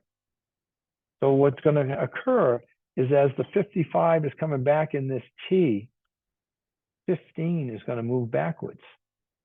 So I have 40 coming in one side of a T, 15 coming in the other. There's my 55. So what enters a T has to leave a T. I have 55 coming back, 15 moving backwards, 40 going this way. So the 40 on this supply is matched with the 40 on the return. So that distribution pump gets his 40 gallons a minute, and the smaller secondary pump provides his 55. And they coexist because of this low pressure drop, this common pipe. So that's one other scenario. So if you think about it, you could call this T a mixing T. And that was going on at that monoflow. Remember, he took the Aquaset and he bumped up to 220. So he's providing 220. He's taking some of that 180 return and he's mixing to get a supply. In that case, it was 200. And then over here, you could call that return T a diverting T. And the term mixing and diverting, sometimes guys say, oh, you're just playing with words. A mixing T, if you think about it, has 2 ins and 1 out. 2 ins, 1 out, of mixed. A diverting T has 1 in and 2 outs. So I'm diverting. Whereas mixing on the left, I'm taking 2 into 1, taking 2 different temperatures into 1 to create a mixed temperature. So just, a little play on words perhaps, but just be clear or be aware. So the reverse flow in the common, the secondary supply temp is not going to equal the primary. Why? Because I'm mixing. I've got some mixing, exactly. The return temp, though, on the primary return will equal the secondary, because whatever doesn't go backwards, that is that same temp that's going this way. There's no mixing on the return. He's just diverting. What I didn't use as my mix goes back to the return. And then the third and final is primary flow can be greater than the secondary. So in this example, I have 45 and all I need is 30 on the secondary. So what happens? The secondary pump's pumping 30 gallons a minute. The primary supply flow is going to be 45. So what happens? When a 45 enters this T, 30 to provide or satisfy the secondary pump's 30 gallon a minute requirement, 15 moves across the common. So whatever enters a T has to leave a T. So I have 45 entering, 30 goes one way, 15 across the common, 15 enters this portion of the T, 30 from the secondary, back to my 45. So look what happens. All of a sudden, that mixing T just became a diverting T. Didn't change it, just changed the flow rates. So now I have 45 coming in. I have 2 ins and 1 out. So 45 in, 30 out, 15 out. Over here, I have a mixing T. I have 2 ins, 30 and 15, and I have a mixed out of 45. So forward flow in the common pipe, that's what they mean, forward flow. It's moving this way. It's not going backwards. And then the secondary supply will equal, because I'm not going backwards. I'm not doing any mixing. I'm just diverting the temperature. And then the return temp will not match the secondary because I do have some mixing on that T. So real quickly, heat balance equation. And all it's saying is what we just talked about mathematically adds up. So we'll walk through it real quick. It's in your manuals, not that you have them here, you have them at home, or you can get it online on the TEH. But it gives us a quick example. And it says, look, here's a secondary zone, a secondary loads, 200,000 BTUs designed on a 20-degree temperature drop with a mean or an average water temperature of 140. So if I'm taking a 20-degree drop, the average is 140. I'm going to have a supply of 150 and a return of 130. There's my 20-degree drop, and the average mean temperature is 140. I know with a 20-degree drop, 200,000 BTUs, my flow rate is 20 gallons a minute. So I'm pumping 20 GPM through this secondary circuit. I want 150 on the supply.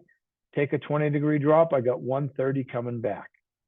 And the final part of the equation is coming from the boiler plant, I have available 210-degree water. So how do I do that? How do I make that work? So the question is this, the common piping. What's my flow rate and what's my direction? So just intuitively, as we just started this conversation, if I have 210 right here, but I'm sending out 150, what do I know has to take place in terms of the direction of flow? It has to go backwards, right? I have to do mixing. And in theory, not theory, in reality, what's that return temperature? 130. So some of it's got to mix with this 210 to provide the 150. And that's what I'll do. I'll take return temp with some excessive hot from the boiler plant to get a mixed supply. And I'll mathematically show how it all works. So the crossover bridge return temp. So what are we talking about? The crossover. So this is just terminology, but see this crossover? Here's my supply. Here's my return main down here. And I'm crossing over from the supply to the return. And on that crossover is where I have my common pipe and my closely spaced T's. So I provide 210 over here, and I'm coming back at 130. So look at this crossover temperature drop, 80 degrees. Last week when we were playing with the wheel, we were doing some examples on how to use the wheel and flow rate and BTUs and delta T. We typically said heating is around 20 degrees on an average. Here's an example using primary secondary where I have an 80-degree delta T across from here to over here on the return. And we already stated flow rate and delta T, or delta T in load influences what my flow rate needs to be. So the load, what did we say the load was? The load up here, what we were designing around was to provide 200,000 BTUs. So 200,000 BTUs divided by 80-degree delta T times with the 500. We referenced it last week, 8.33, the weight of a gallon of water times 60 minutes in an hour, because we're talking BTUs per hour and a flow rate of gallons per minute. So all I need is 5 GPM to provide 200,000 BTUs. That's pretty interesting. We just talked last week how, oh, if I was 200,000, I'm looking at 20. Well, we are looking at 20 up here at a 20-degree delta T, 150 coming back at 130, 20 gallons a minute. Here, it's 210, and it's coming back at 130. It's an 80-degree. All I need is 5 gallons a minute of that. So now there's 20 that comes back. Look what happens. 15 goes backwards. At what temp? 130. So I take 15 GPM at 130, and I mix it with 5 gallons a minute of 210. And I'll mathematically have 20 at 150. That's it. So it's just math. It's that heat balance equation. 15 times 130 plus 5 times 210 equals 20 times 150. So it's just a heat balance. It's just to kind of prove. So then you get into systems. You can have a one-pipe primary main versus a two-pipe primary main, perhaps. And what they mean by one pipe and two pipe is I have these loads right in series with each other. So this one pipe main supplies flow rate for this pump, provides flow rate for this secondary zone, for this, but they're seeing each other. There's a temperature drop that's going to take place. If I'm doing heating and I'm taking some BTUs out of here, it's going to affect that supply temperature, right? It can't be the same as here because I took some energy away. And same thing all the way down. So I want to be aware of that as I design that system. I'm going to have a temperature drop that's going to change the supply temperature to each secondary load along that one pipe primary main. Here I have a two pipe. I have a supply main that crosses over into the return. So that supply temperature right there is the same, and is the same. So it's a different piping arrangement, has some benefits. Sometimes guys get a little confused with it. They say, hey, that's a little cleaner, a little easier. Whatever, just recognize the differences. Source pump. So the source pump could be variable speed. So look what's going on here. I have control valves on these crossovers. And maybe if the load doesn't need anything, maybe that valve closes. So if I had a pressure differential valve or DP sensors feeding back to a drive, I might start changing the flow of that pump. So now I'm incorporating variable speed with primary, secondary, with two pipe. And these could be not just secondary zones, they could be buildings. They could be parts of a hospital, whether it be a chiller plant or a boiler plant. And again, these are just different options, different piping arrangements that we could come across. You start to incorporate some of that drive technology we talked about, whether it be a drive mounted on the pump, whether it could be an ECM circulator. You know, you have some technical capabilities of these smart pumps, so to speak. As these loads change, as these valves open and close, it can change, it can influence the speed of the pump, save some energy. So you can apply it a lot of different ways. Again, chillers, in this case, multiple chillers. Each chiller has perhaps constant speed, its own pump, a decoupler, this green pipe right here. And then I probably have a pump controller with differential pressure sensors and variable speed through the various zones or buildings for my chilled water distribution. This is just out of one of the chiller manufacturers, installation manuals or design manuals, just talking about, look what they use here. Either a bypass pipe, they might call it, or a decoupler.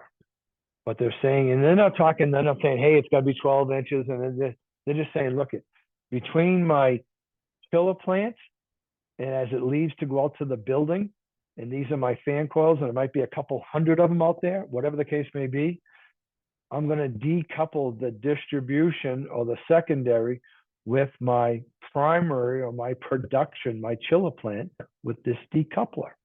Very common. They're very much aware of it. They just might change the orientation here. Instead of having maybe a dedicated constant flow pump to each chiller barrel, here they might manifold them and then actually do variable speed depending upon what's going on in the chiller plant. And the same thing out here, variable speed on my distribution, on my secondary, based on what's going on with zone valves and load and all of that. But again, decoupler to decouple, to isolate this pump's operation relative to the secondary or system pumps operation. Same thing, with boilers. Take it out of forget the chiller manufacturers for a second, go to the boiler manufacturers, they're talking the same language. Might look a little different in the drawing, closely spaced, but that's their decoupler. Boiler pumps with each boiler, distribution pump with a distribution system pump. Low loss headers we talked about earlier as an air separator. It's also a primary secondary connection. We don't need to beat that to a dead horse, but it provides that same orientation, that arrangement.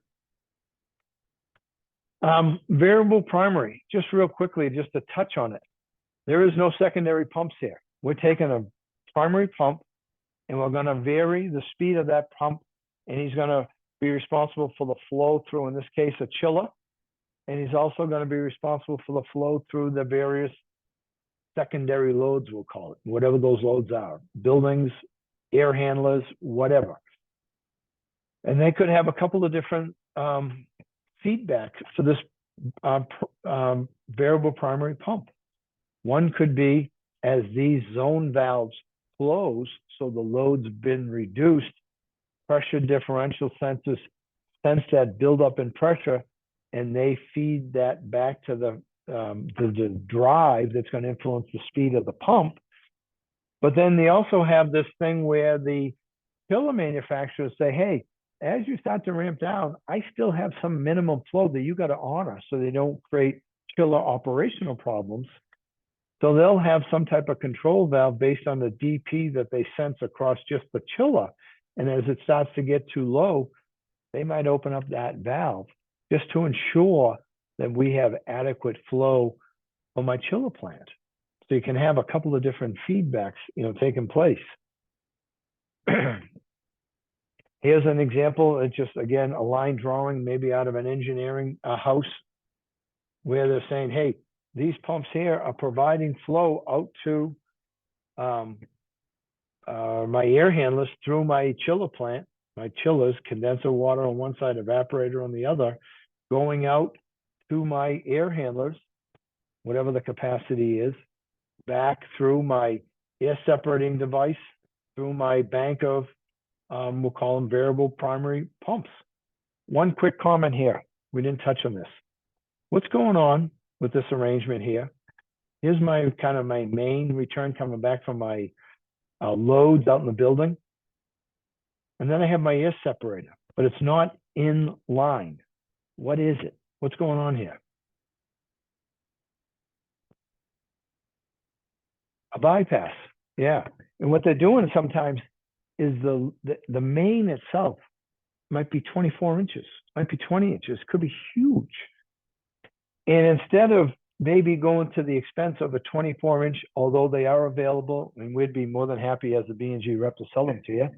In fact, we might have some downstairs. But if not, they might say, hey, I will do a bypass. And I won't catch all of the flow all the time, but over time, a certain percentage of that water is being bypassed through the air separation and then back into the pumps, back through the chillers, back out to the building.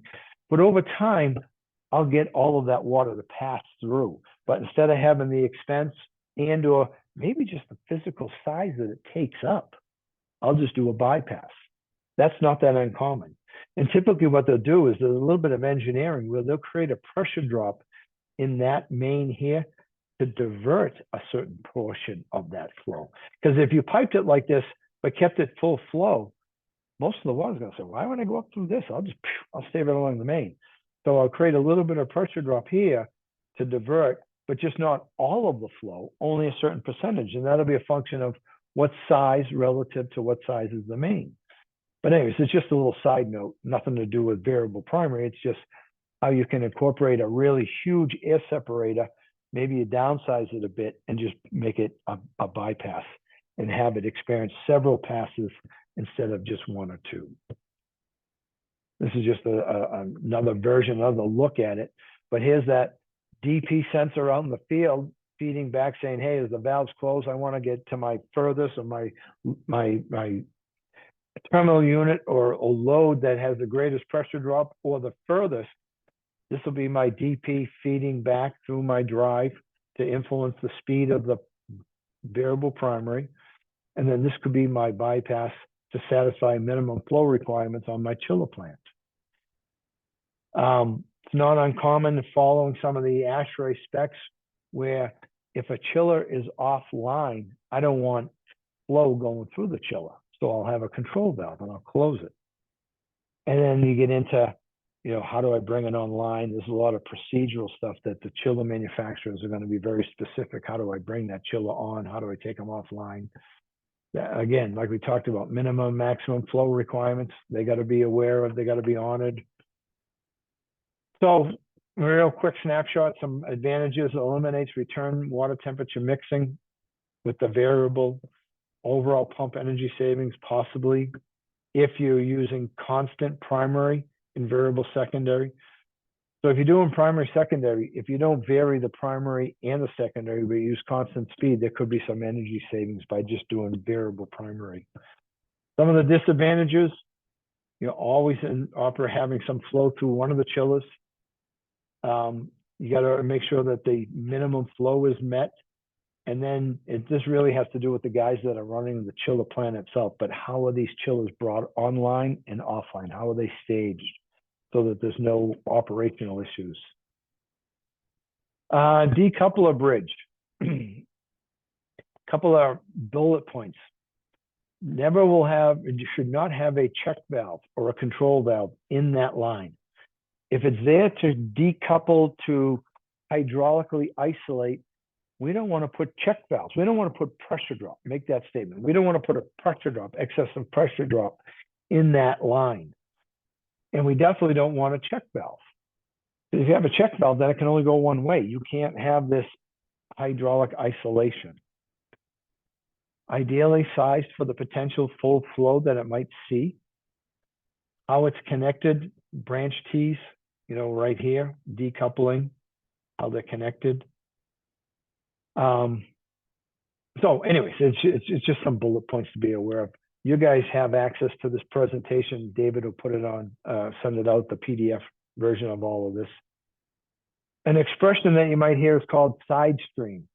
And what they're referring to, and we're kind of building up to how we might handle the system, is if on the return that's going back to my main plant, if I have some secondary source of energy, I might want to tap into that. So I will introduce a closely set of spaced tees here, primary, secondary, and then I'll introduce a pump, and I might try to grab some of this energy, this available alternative energy, and dump it back up onto that return. So maybe used to either pre-cool or preheat. It's tapped off, the bridge is tapped off the distribution return main. Temperature sensors and first takeoff downstream should be a minimum 6 pipe diameters from the bridge. So this last thing I just want to talk about is kind of putting all of this primary, secondary together to what's happening today out in the field. Integrate multiple energy sources with primary, secondary.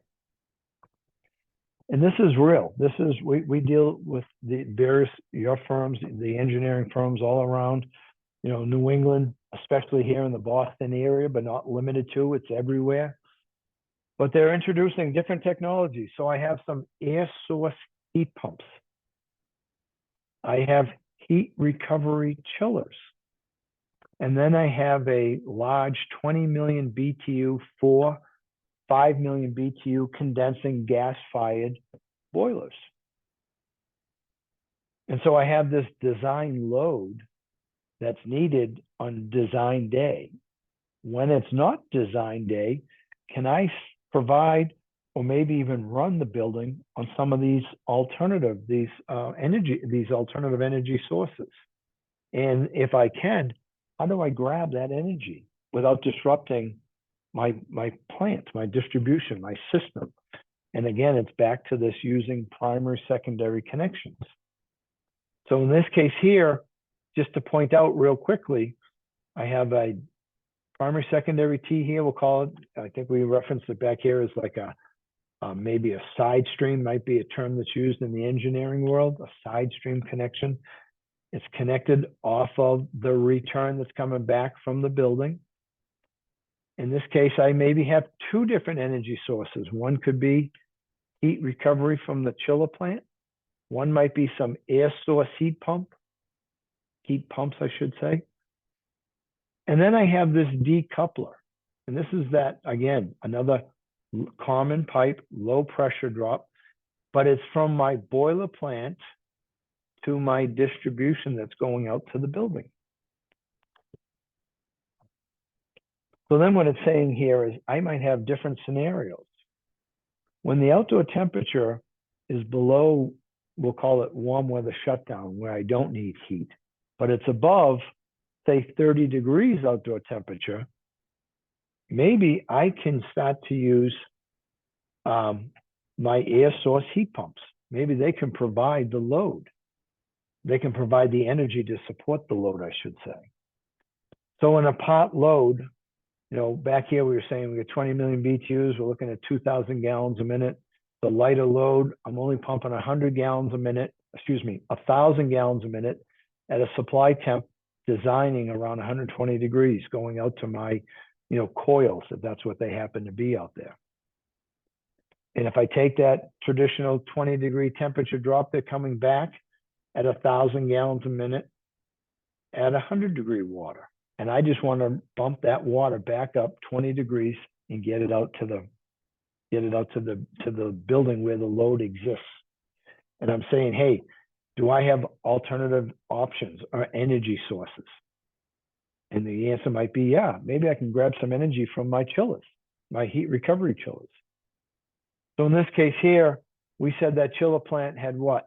5 million BTUs over here. 5 million BTUs available. And the same thing held true over here on my air source. I had an additional 5 million BTUs. So as I go through this exercise, I said, hey, let's grab the energy that might be available from that heat recovery chiller. So I got 1,000 gallons a minute coming across the main return line. I hit my first set of T's. I'm going to take 500 gallons a minute of what temperature return. Now, this is applying what we kind of just talked about as theory. This is what actually happens. And I take 500 gallons a minute. What goes across the common pipe? 500 gallons a minute of 100-degree return water. I go through my heat recovery chillers and I pick up that 20-degree temperature rise. So now I've heated up 500 gallons a minute to 120, and I enter that T. And I have 500 at 100 on the return. So what am I going to do? I'm going to blend. And now I have 1,000 gallons a minute at 110. So I'm chasing over here. My supply is looking for 120. Do I have any other energy sources available to me? And the answer would be yes. Maybe I have my air source heat pumps. It's not too cold. One of the limitations typically with air source is where's the energy coming from? The air, the outside air temp. As it gets colder, the COP, the coefficient of performance, starts to drop, and the ability to extract energy from the air starts to dissipate, starts to go down. But in this case, to say, hey, the manufacturer says, hey, if you're above 30, my COP is pretty high. I'm pretty efficient. I'm a reliable source of energy. So the building owner who's being pressured by building codes, state legislation, all the stuff to say, hey, run electric as much as you can where it makes sense. This is an example where maybe that fits the bill. And I'm running my air source heat pumps. So now I take that 1,000 gallons a minute at 110 inlet temperature. So now I have no flow across that common pipe because now the primary and the secondary flows are equal. I come out of that air source heat pump 10 degrees warmer at a flow rate of 1,000 gallons a minute, which is 5 million BTUs. So now I'm back to 1,000 gallons a minute of 120, and I've never fired my boiler plant. It's an example. And that's a way of taking decoupler piping, side bridge, if you will, primary, secondary T's, primary, secondary connections, grabbing this with different size pumps that are just pumping their particular energy source, not affecting what's going on out here, the 1,000 gallon a minute. They're hydraulically isolated from each other. But, you know, different little math formulas are what we talked about, which is like, oh, what's he talking about? It's all theory. No, this is how it actually works out in the field in a real world condition. Another scenario might be, hey, it's getting colder and it's less than 30 degrees outside. So now the load's increased and maybe my Flow rate out to the building is 1,500 gallons a minute. Still design water 120. Coming back 1,500 at 100-degree supply, 20 degrees cooler. So still heat recovery, I can grab the 5 million BTUs, so 500 gallons a minute, in the inlet temp 100. Again, 1,500, so now it's 1,000 gallons a minute across that common. And 500 coming out of the heat recovery chillers, 20 degrees warmer, because I have 5 million BTUs available to me. So then I blend right here at this, we'll call it the distribution main on the return, add it back to my flow rate of 1,500 gallons a minute, but it's only at, what's going on? I'm mixing, right? 500 at 120, 1,000 at 100 gives me 15 at 107. I'm not there yet. So then I rely on my air source. What can I get? So in this case here, 1,000 gallons a minute of 107. Bump it up. Well, again, back to what goes across. 500 now goes across the common of 107. It's going to meet 10 degrees warmer, 1,000 gallons a minute out of my air source heat pumps at 117. Do my math, and I have 1,500 gallons a minute at 113. I'm chasing 120. Not there yet, but I've maxed out my electric source. So now I got to go to my boiler plant. So then what do? So then I say, okay, I got 1,500 gallons a minute enters this common pipe right here, or this T. Well, 1,000 is going to go across that decoupler at 113. And 500 of 113 is going to enter this boiler plant. So for argument's sake, I use the closest boiler, I turn him on, and he comes in at 113, but his delta T, his temperature rise, is going to be 20 degrees to get that 5 million BTUs that I need. He's coming out at 133. You're like, wait a minute, 133, all I need is 120. Well, what takes place at this set of T's right here? I got 500 at 130, 1,000 at what? 113. And I'm going to have a supply temp, a blended temp, I should say, at, back up, 15 at 120. Now, we're not going to do it tonight because we're running out of time, but you could do that heat balance equation. You could do the math. So many gallons a minute at this temp, so many gallons at this. I'm getting my 1,500 at 120. And then lastly, hey, it's friggin' really cold outside, and I just don't have any excess. I got to rely on my boiler plant, perhaps. So I'm at full load, 20 million BTUs, 2,000 gallons a minute, out at 120, back at 100 degrees, go right across the common. I'm not even turning on my heat recovery chiller pump. Fly right past, so now I have full flow, 2,000 at 100. Same thing, when I get to my heat recoveries at 0 degrees, these guys just aren't efficient at all, effective, no flow. Now I have 2,000, back to my boiler plant. No flow across the decoupler, because now I'm engaging all 4 boilers.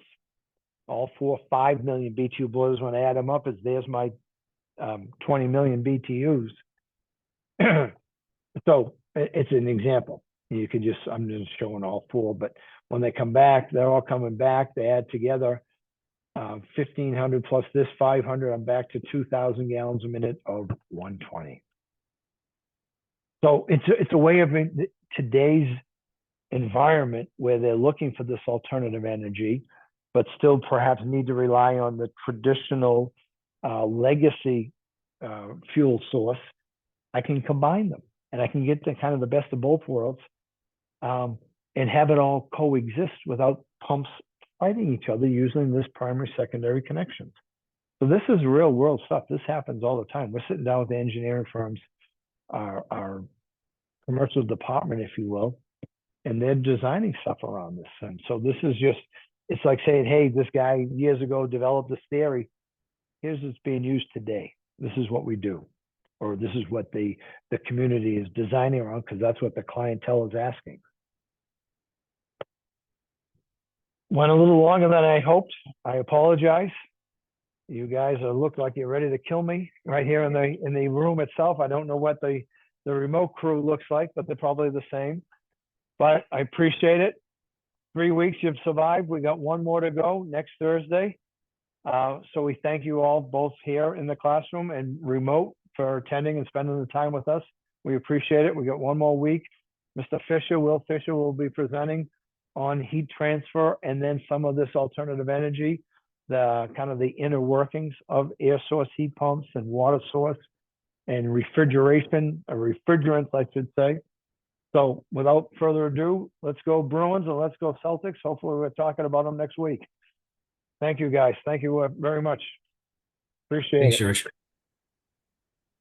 Thanks for your time.